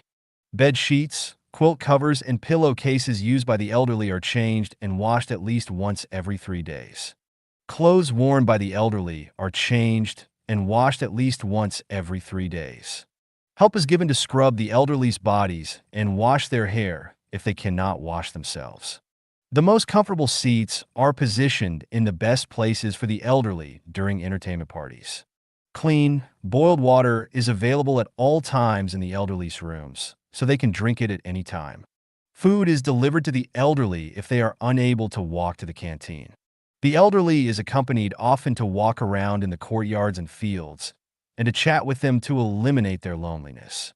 Roads over which the elderly often pass are smooth to avoid tripping. Fun activities are organized for the elderly to participate in and keep them happy. According to Chanyuan values and the more than 10 years of practice of the new Oasis for Life, our goal is that every Chanyuan celestial should be able to live to 120 years of age. In the new Oasis for Life, they continue to do physical work every day, while many over 70 years are still working as energetically as much younger people. Therefore, in the new Oasis for Life, members in their 60s and 70s are called middle-aged, and anyone under 60 is considered a young person. Every Chanyuan celestial who reaches the age of 120 years is encouraged to leave the mortal world immediately without nostalgia for it. We send the elderly people to the 1,000-year world, the 10,000-year world, or the Elysium Celestial Islands continent through the method of being free from the mortal body in meditation. 禅院草已达到的境界. The realms that Chanyuan celestials have achieved. Xiefeng. May 3rd, 2020. Translated by Chanyuan and edited by Kayer. There were more than 2,000 Chanyuan celestials in 2009. After more than 10 years, only 444 of them remain, so it can be seen how strict the Lifechanyuan elimination mechanism has been. Of these remaining Chanyuan celestials, at least half of them are unqualified, but the truly compliant ripe crops who could be harvested into the granary of the kingdom of heaven is only slightly more than 100. These are the tops in the world. That is, only very few people can enter heaven, and if you do not believe me, then just check the following and see if you can reach the level that these more than 100 fortunate souls have achieved. They have transcended life and death. Even if the more than 100 Chanyuan celestials die now, they would not hesitate or have any fear, but will face death calmly and joyfully. Death is like changing a car or a boat, and its threat would never make them succumb. Any temptation is powerless to them. You could offer them $100 million to leave Xiefeng, but they would remain indifferent. Money, power, fame, gain, and carnal pleasure can neither touch them nor shake their faith. They are calm in the face of both favor and disgrace. However, you praise or eulogize them would not persuade them to comply. No matter how you insult, derogate, or threaten them, they would not get angry. Owning nothing, possessing neither tangible material things nor intangible non-material things, they have no relatives, no enemies, let alone any lovers, and are in an ethereal and beautiful state of being that is one with Tao. They have no desires, take things as they come, associate with others by following predestined relations, act in accordance with their natures, take advantage of opportunities that arise, and are in a state of inaction. They will neither argue with anyone nor comment on who is right or wrong. They have surpassed the dualistic Taiji thinking and entered into the holographic state of non-form thinking. They never panic or complain about others when adversity or danger is at their door, but remain at ease, natural, and unrestrained. They never complain, compare themselves to, or find fault with others, suffer from envy, are always blooming with the nature of Tathagata, and are always full of energy and infinite vitality. There are many more descriptions that can be stated, but how many people can achieve even these 8 states? Many truths taught by Jesus, Buddha, Lao Tzu, and other wise masters are easy to learn and even to understand, but they are next to impossible to live. If you do not believe me, then just try them yourself. How are we able to reach such high levels of self-improvement and self-cultivation in Lifechanyuan within only about 10 years? This is very simple to answer.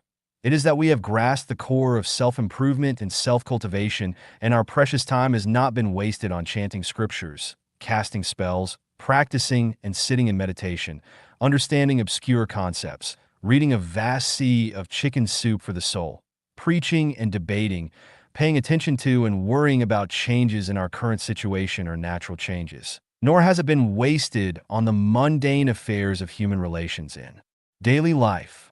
We did 3 things earnestly.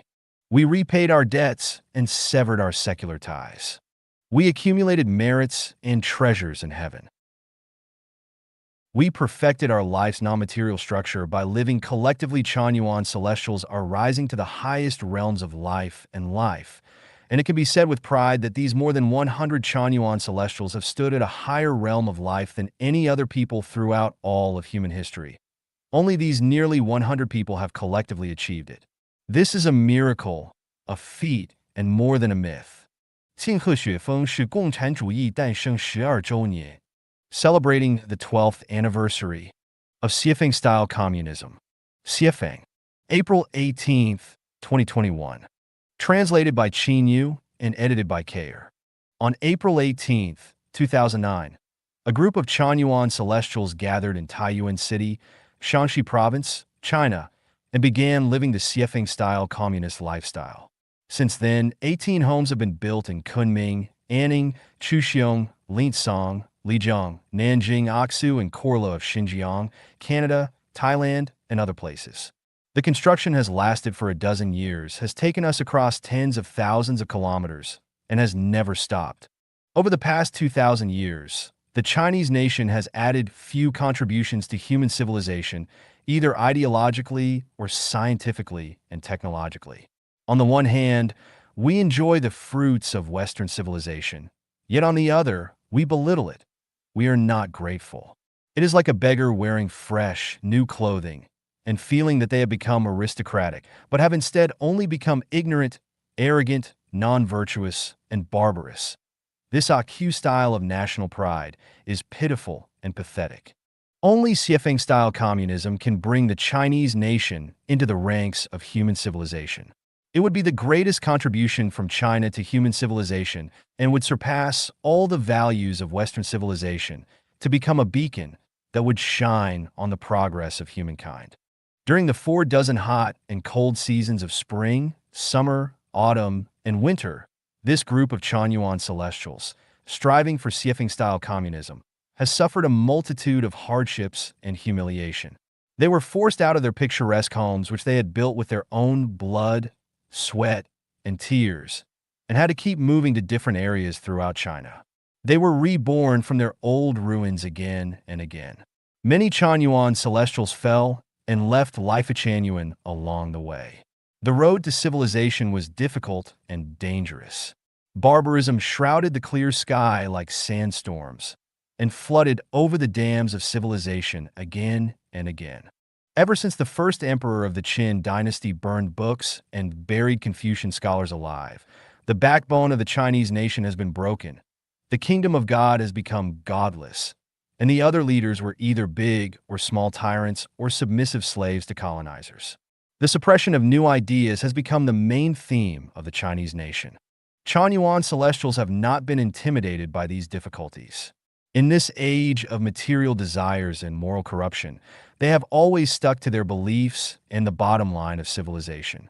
Over the past dozen years, no Chanyuan celestials have committed any crimes, and no harm has been done to human society or to nature. Only their quality of truth, kindness, beauty, love, honesty, and peace flickers in the dark sky. We will neither beg pitifully for a green light, nor give up our dignity to ask for anyone's help. We cannot gamble on the chance that people might have consciences. We know that there will be wolves, tigers, leopards, turbulent rivers, treacherous shoals, and even cliffs along our road ahead, but they have not, do not, and will not ever frighten us because we have already left life and death out of our consideration. Even if we must eat stale bread with impure water, dress in rags, we will continue to move forward in a natural and unrestrained way. If people do not change their traditional modes of production and life, they will face endless bitterness. The Western capitalist system has proven itself to be no more helpful, and the so-called socialism can only prolong its last gasp. Relying on any existing religious or political party doctrines will never bring people into the era of the talented will be put to good use, and the whole world will be one family. No one will pocket anything found on the ground, and doors will not be bolted at night. And where people live and work happily, peacefully, and contentedly. Any thinkers, philosophers, sociologists, or so-called practitioners who fail to think about practicing Siefeng-style communism are merely self-sentimental groans, nonsensical affairs, thoughtless works and actions, and patches on old clothes. Any of them who do not understand the space and time of the universe, the truth of life, how Tao works, and the ways and laws of nature, are blind and incapable and will lead you into fire pits. The prelude to the great adjustment of life in the universe is underway. The plot will become more and more sudden and violent, and no one will be able to resist it. Just as when the plague god makes people around the world wear masks at the same time, presidents all have to wear them obediently, not to mention ordinary people. May people sublimate into Siefeng-style communism as soon as possible. It is the only Noah's Ark of our era. 加拿大是生命产业是国际大家庭. Canada is like the Lifechanyuan international family. Siefeng. August 30th, 2020. Translated by Chanyuan and edited by Kayer. What kind of country is Canada? From his foot, we can measure Achilles. I would like to share my recent experience in Canada for your consideration. A Huang Celestial, my partner for many years, became ill on the morning of August 5th, so I called the emergency medical services. Half an hour later, an ambulance arrived at the Lifechanyuan International family in Lac La Hatch. Two first aid specialists carried her on a stretcher into an ambulance and quickly drove her to our local hospital at 100 Mile House, more than 30 kilometers away, where emergency treatment was begun. At 1 o'clock in the morning that night, our local hospital transferred her to the intensive care unit of the Royal Inland Hospital in Kamloops, more than 200 kilometers away, where general examinations and treatments were carried out and 24-hour care was provided. After a few days, Royal Inland sent her to Kelowna Hospital, another 200 kilometers away, where an operation was performed that same day. That night, Huang was sent back to Kamloops by ambulance, and on August 16th, they returned her to Kelowna Hospital once again. On August 17th, a very complicated double heart procedure was performed, and after the operation, she recovered there. On August 22nd, I brought Huang back to Lifechanyuan International family. I did a rough calculation, and excluding the laboratory staff, More than 80 doctors and nurses from the 3 hospitals had been involved in her treatment. The efficiency of the hospitals was unimaginable. Every doctor and nurse was simply an angel on earth. That kind of concern, love, sense of responsibility, and care touched me to no end. Whenever the hospital heads, doctors, and nurses asked me if everything was okay or if I had any other needs, I always answered that she and I were fully satisfied, that there was not the slightest thing to find fault with, and that everyone was doing everything perfectly. For example, the doctor who performed her procedure described to me in detail what they would do before and after the operation. And after it had been completed, he called and told me that the operation was successful and everything went well so that I could relax. The hospital chefs prepared each meal specially according to the patient's condition, and each one came with a printed note that listed the specific food, the patient's name, the time, and some nutritional information. The attitudes of the doctors, nurses, and chefs were kind from beginning to end. Their tones of voices were gentle and warm, and every detail was arranged accurately. What is more moving was that when Huang was sent from Kamloops to Kelowna Hospital, a doctor from the 100-mile House Hospital drove for more than 3 hours to the hospital in Kamloops to accompany Huang to the Kelowna Hospital and gave me his phone number to contact him at any time. I drove from Kamloops to the Kelowna Hospital, but since I took longer than the ambulance did, a nurse from the Kelowna Hospital called me twice to ask about my progress. And when I eventually arrived, she stood waiting for me at the entrance of the hospital and led me to the operating room immediately. Before leaving the hospital, a staff nurse asked for some details about our home, such as how many steps there were, whether we had stools for showering, and so forth. When I told her that we had none, she immediately contacted the Red Cross in my area to provide suitable equipment. When I returned home, I went straight there, and since they had been told everything well in advance, they could quickly go through the procedure for using the equipment safely with me. According to a knowledgeable person, our medical expenses would have come to nearly 2/3 of $1 million Canadian, which is the equivalent of more than 3 million RMB yuan, but that the Canadian government bore all of our costs. We never paid a penny, not even for the ambulance rides before and after the operation. Huang stayed in a single, private room filled with life-saving equipment from start to finish. This time I found that the bed was almost a cartoon transformer which could be adjusted to be high or low and could be used as a bed or a recliner. On the device were a dozen buttons for a myriad of functions.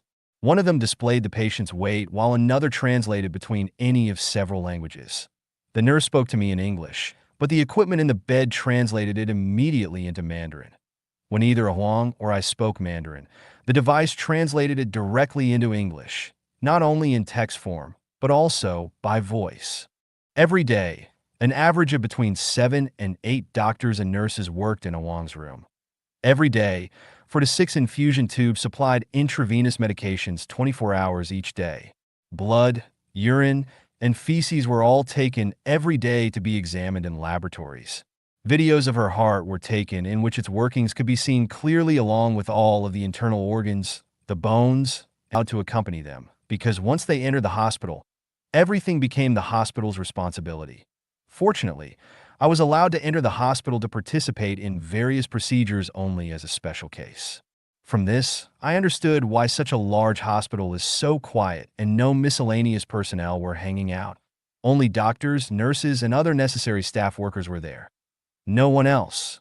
The environment in the hospital was clean and spotless, and it had no discernible smells, not even those of alcohol or medicines.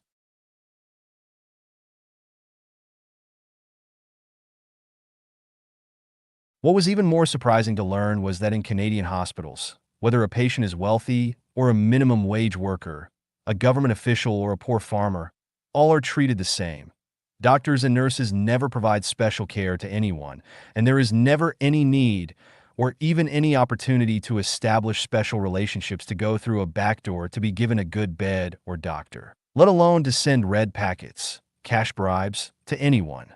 If a Canadian cannot take care of themselves when they become old and they do not have anyone to care for them, everything will be contracted by the Canadian government. Widows and the lonely need not worry about how they will survive.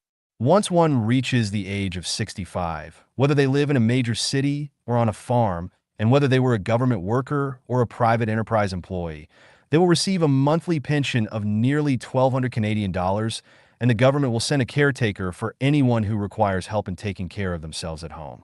By the way, one of our celestials specializes in doing that kind of work. In addition, Canadian parents enjoy the Canada Child Tax Benefit, which is just over 600 Canadian dollars per month, until they reach the age of 18 years. The child of one of our Canadian Chanyuan celestials is 13 years old this year, and they receive that amount each month. This is Canada. To anyone who thinks that Canada is a wicked capitalist country, you are wrong. In my opinion, Canada is a very communistic society and is in some ways similar to the Lifechanyuan style international family. During the 3 years that I have been running a small hotel here, I have felt absolutely zero racial discrimination from anyone, and no government agency, including any police department, has come to check on me. In perfect honesty, apart from seeing uniformed police patrolling the highways, I have never seen any law enforcement agency. Also, I've been driving on the highways for most of my more than 3 years here and have never been charged any tolls to use any of them. Having benefited so much from Canada, I feel a need to serve this wonderful country. So I have decided to build a home for 300 Chanyuan celestials here so that our values and mode will take root, blossom, and bear fruit in order to add brilliance to this abundant, beautiful, just free, spectacular, colorful, and great country. Oh, Canada! 谗院草如何关爱动物、敬畏生命? How should Chanyuan celestials care for animals and revere life? Xiefeng. January 14th, 2020. Translated by Chanyuan and edited by Kayer. All of the 8 dogs and one of our Xanadus died. None remain.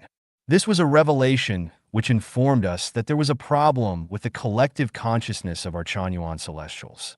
It proved that not all the Chanyuan celestials in the Xanadu cared for life and revered life enough. It was a sign of the imperfection of the Chanyuan celestials' consciousnesses.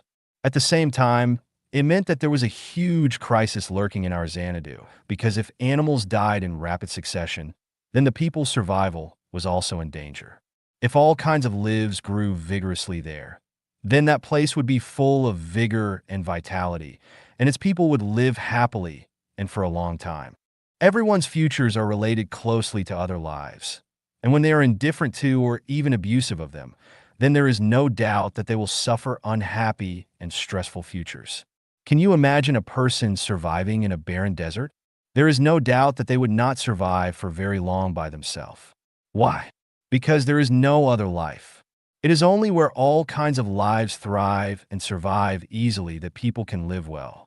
The 8 dogs in our Xanadu no longer exist. The main responsibility rested with the tour guide because I did not teach everyone how to care for life. It was strictly negligence on my part. Secondly, another main responsibility lied with Dinghai Celestial because I told him clearly to be responsible for feeding the dogs. This showed that Dinghai did not have a strong sense of responsibility and that he did not care for or revere life enough. It is not difficult to raise dogs. I have raised more than a dozen, except for one dog who had a pimple on its neck and needed to be taken to the veterinary hospital for surgery. None of the others have ever had any problems which required medications or injections, and they all lived well. To raise dogs, you only need to pay attention to 5 things. The first one is to feed them fresh food at least once every day, but never to let them eat it when it gets stale. The second is to keep them warm in cold weather because dogs cannot tolerate cold weather. The third is that their homes must be kept clean. The fourth is that they must be bathed regularly to remove any parasites from them. And finally, the fifth and most important rule is to make sure that they feel your love for them. It is unlikely that a dog will get sick and die prematurely if you follow these 5 rules. How should Chanyuan celestials care for animals and revere life? I do not need to say anything profound. I will just give you a few examples.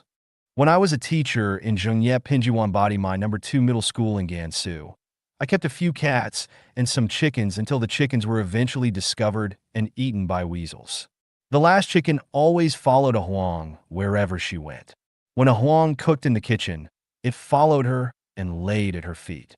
When a Huang was asleep, it laid beside the bed. The cat always walked around her, but as soon as a Huang sat down, it would jump into her arms immediately.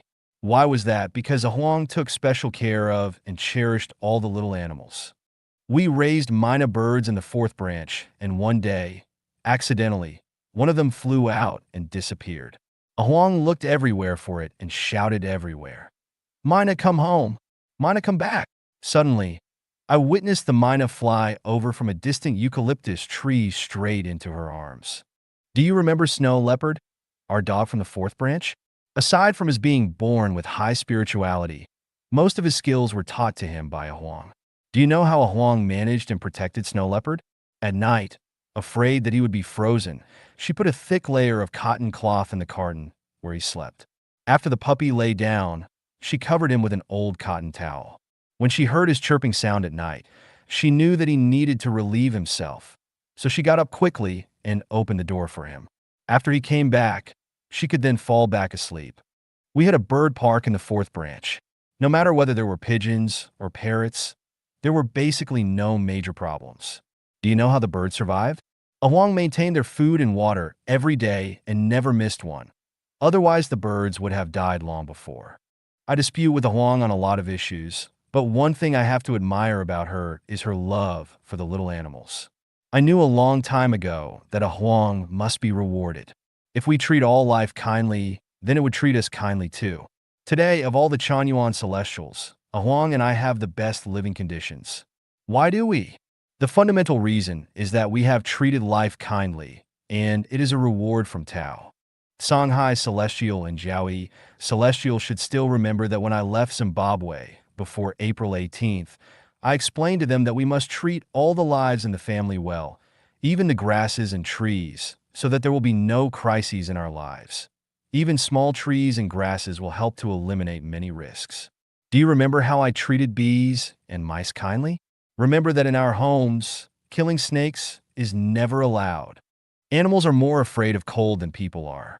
I raised a very smart black German Shepherd for the first time in Zimbabwe. One year in winter, it was not particularly cold. Usually, the dog slept in his doghouse in the yard. But one day as I opened the door, he insisted on coming inside. I did not normally let him in, but after he squeezed in that day, he would not leave no matter how I pushed him. After a while, I found him hiding curled up behind a sofa and looking at me pitifully. I finally realized that it was too cold outside and that the dog needed warmth. From then on, whenever it was cold, I would add more layer of insulation, even shabby blankets to his doghouse. We once had 2 kittens in the fourth branch which had been brought from Linsong by Chanyuan, but they both died soon thereafter. I will tell you why that happened.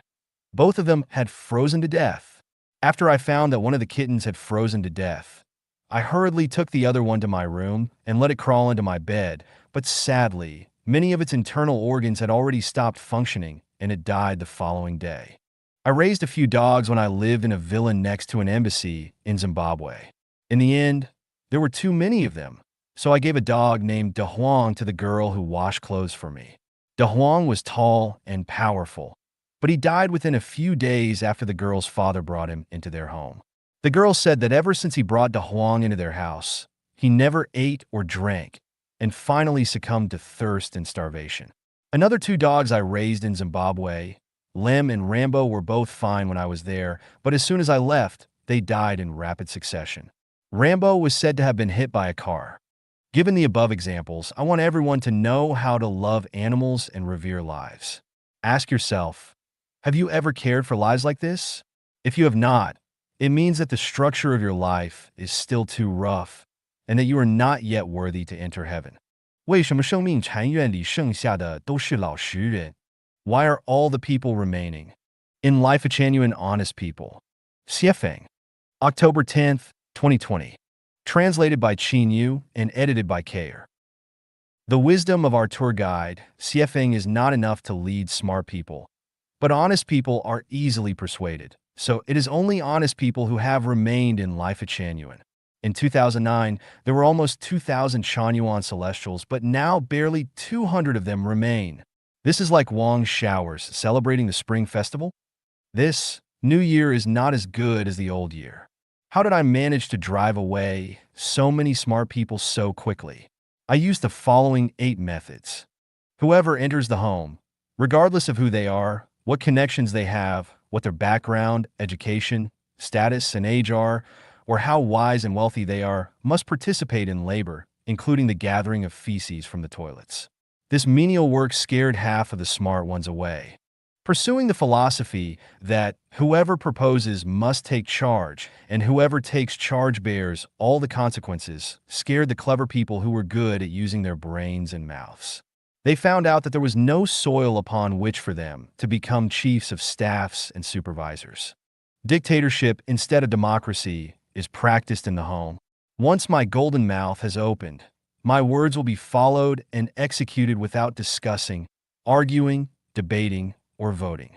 In this way, the thoughts and methods of forming political parties to vote and control the decisions would no longer work, so they had to leave the home.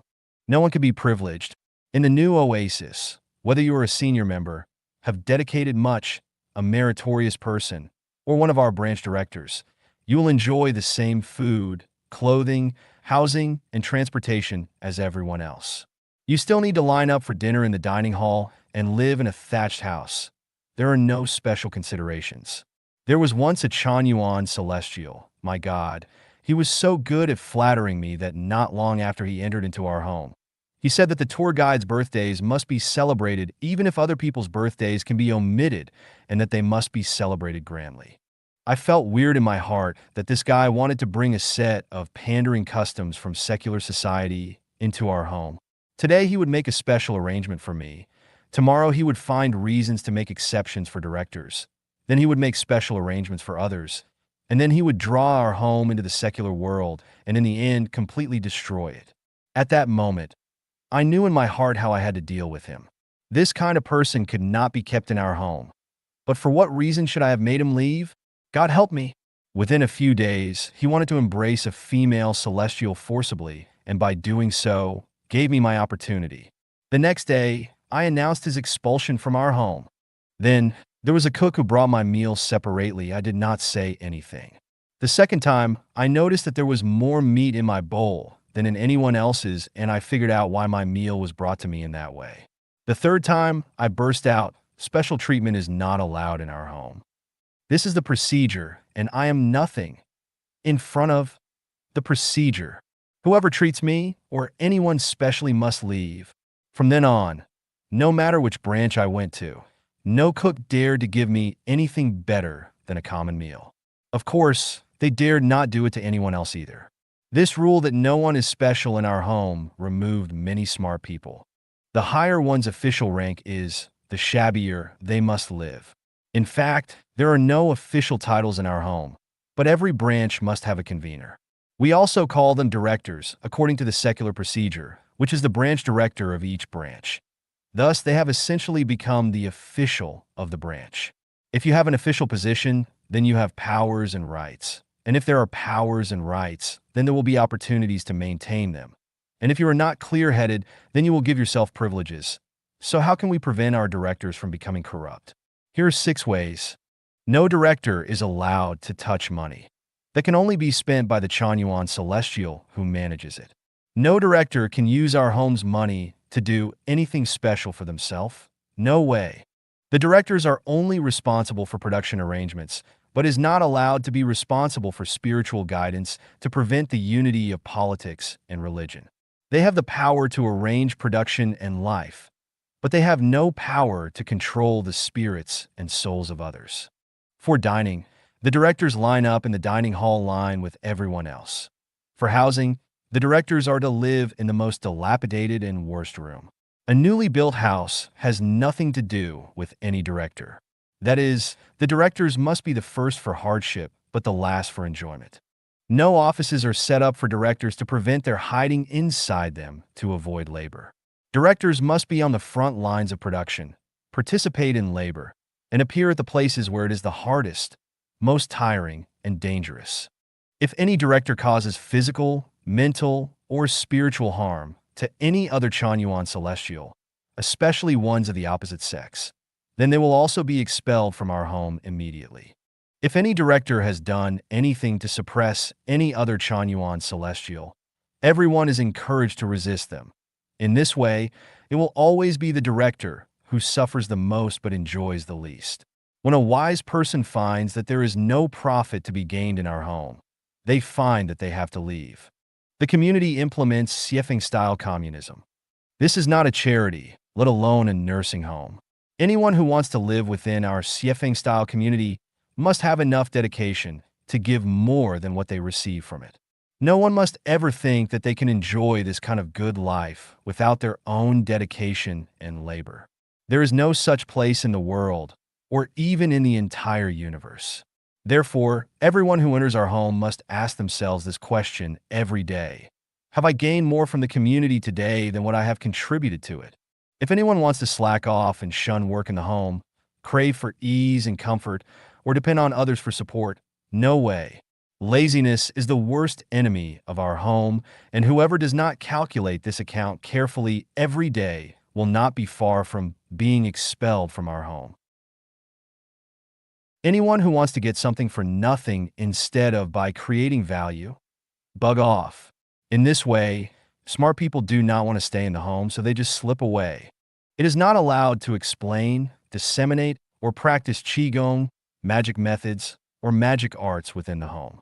We only self-cultivate according to Tao and build roads, but we do not do any of the aforementioned practices. As a result, there is no marketplace for any people who would like to make a living from the above-mentioned practices. Those smart people are excluded by me at Lifechanyuan's gate. You can preach and lecture scriptures and principles in our home, but you must answer 2 questions before you preach anything.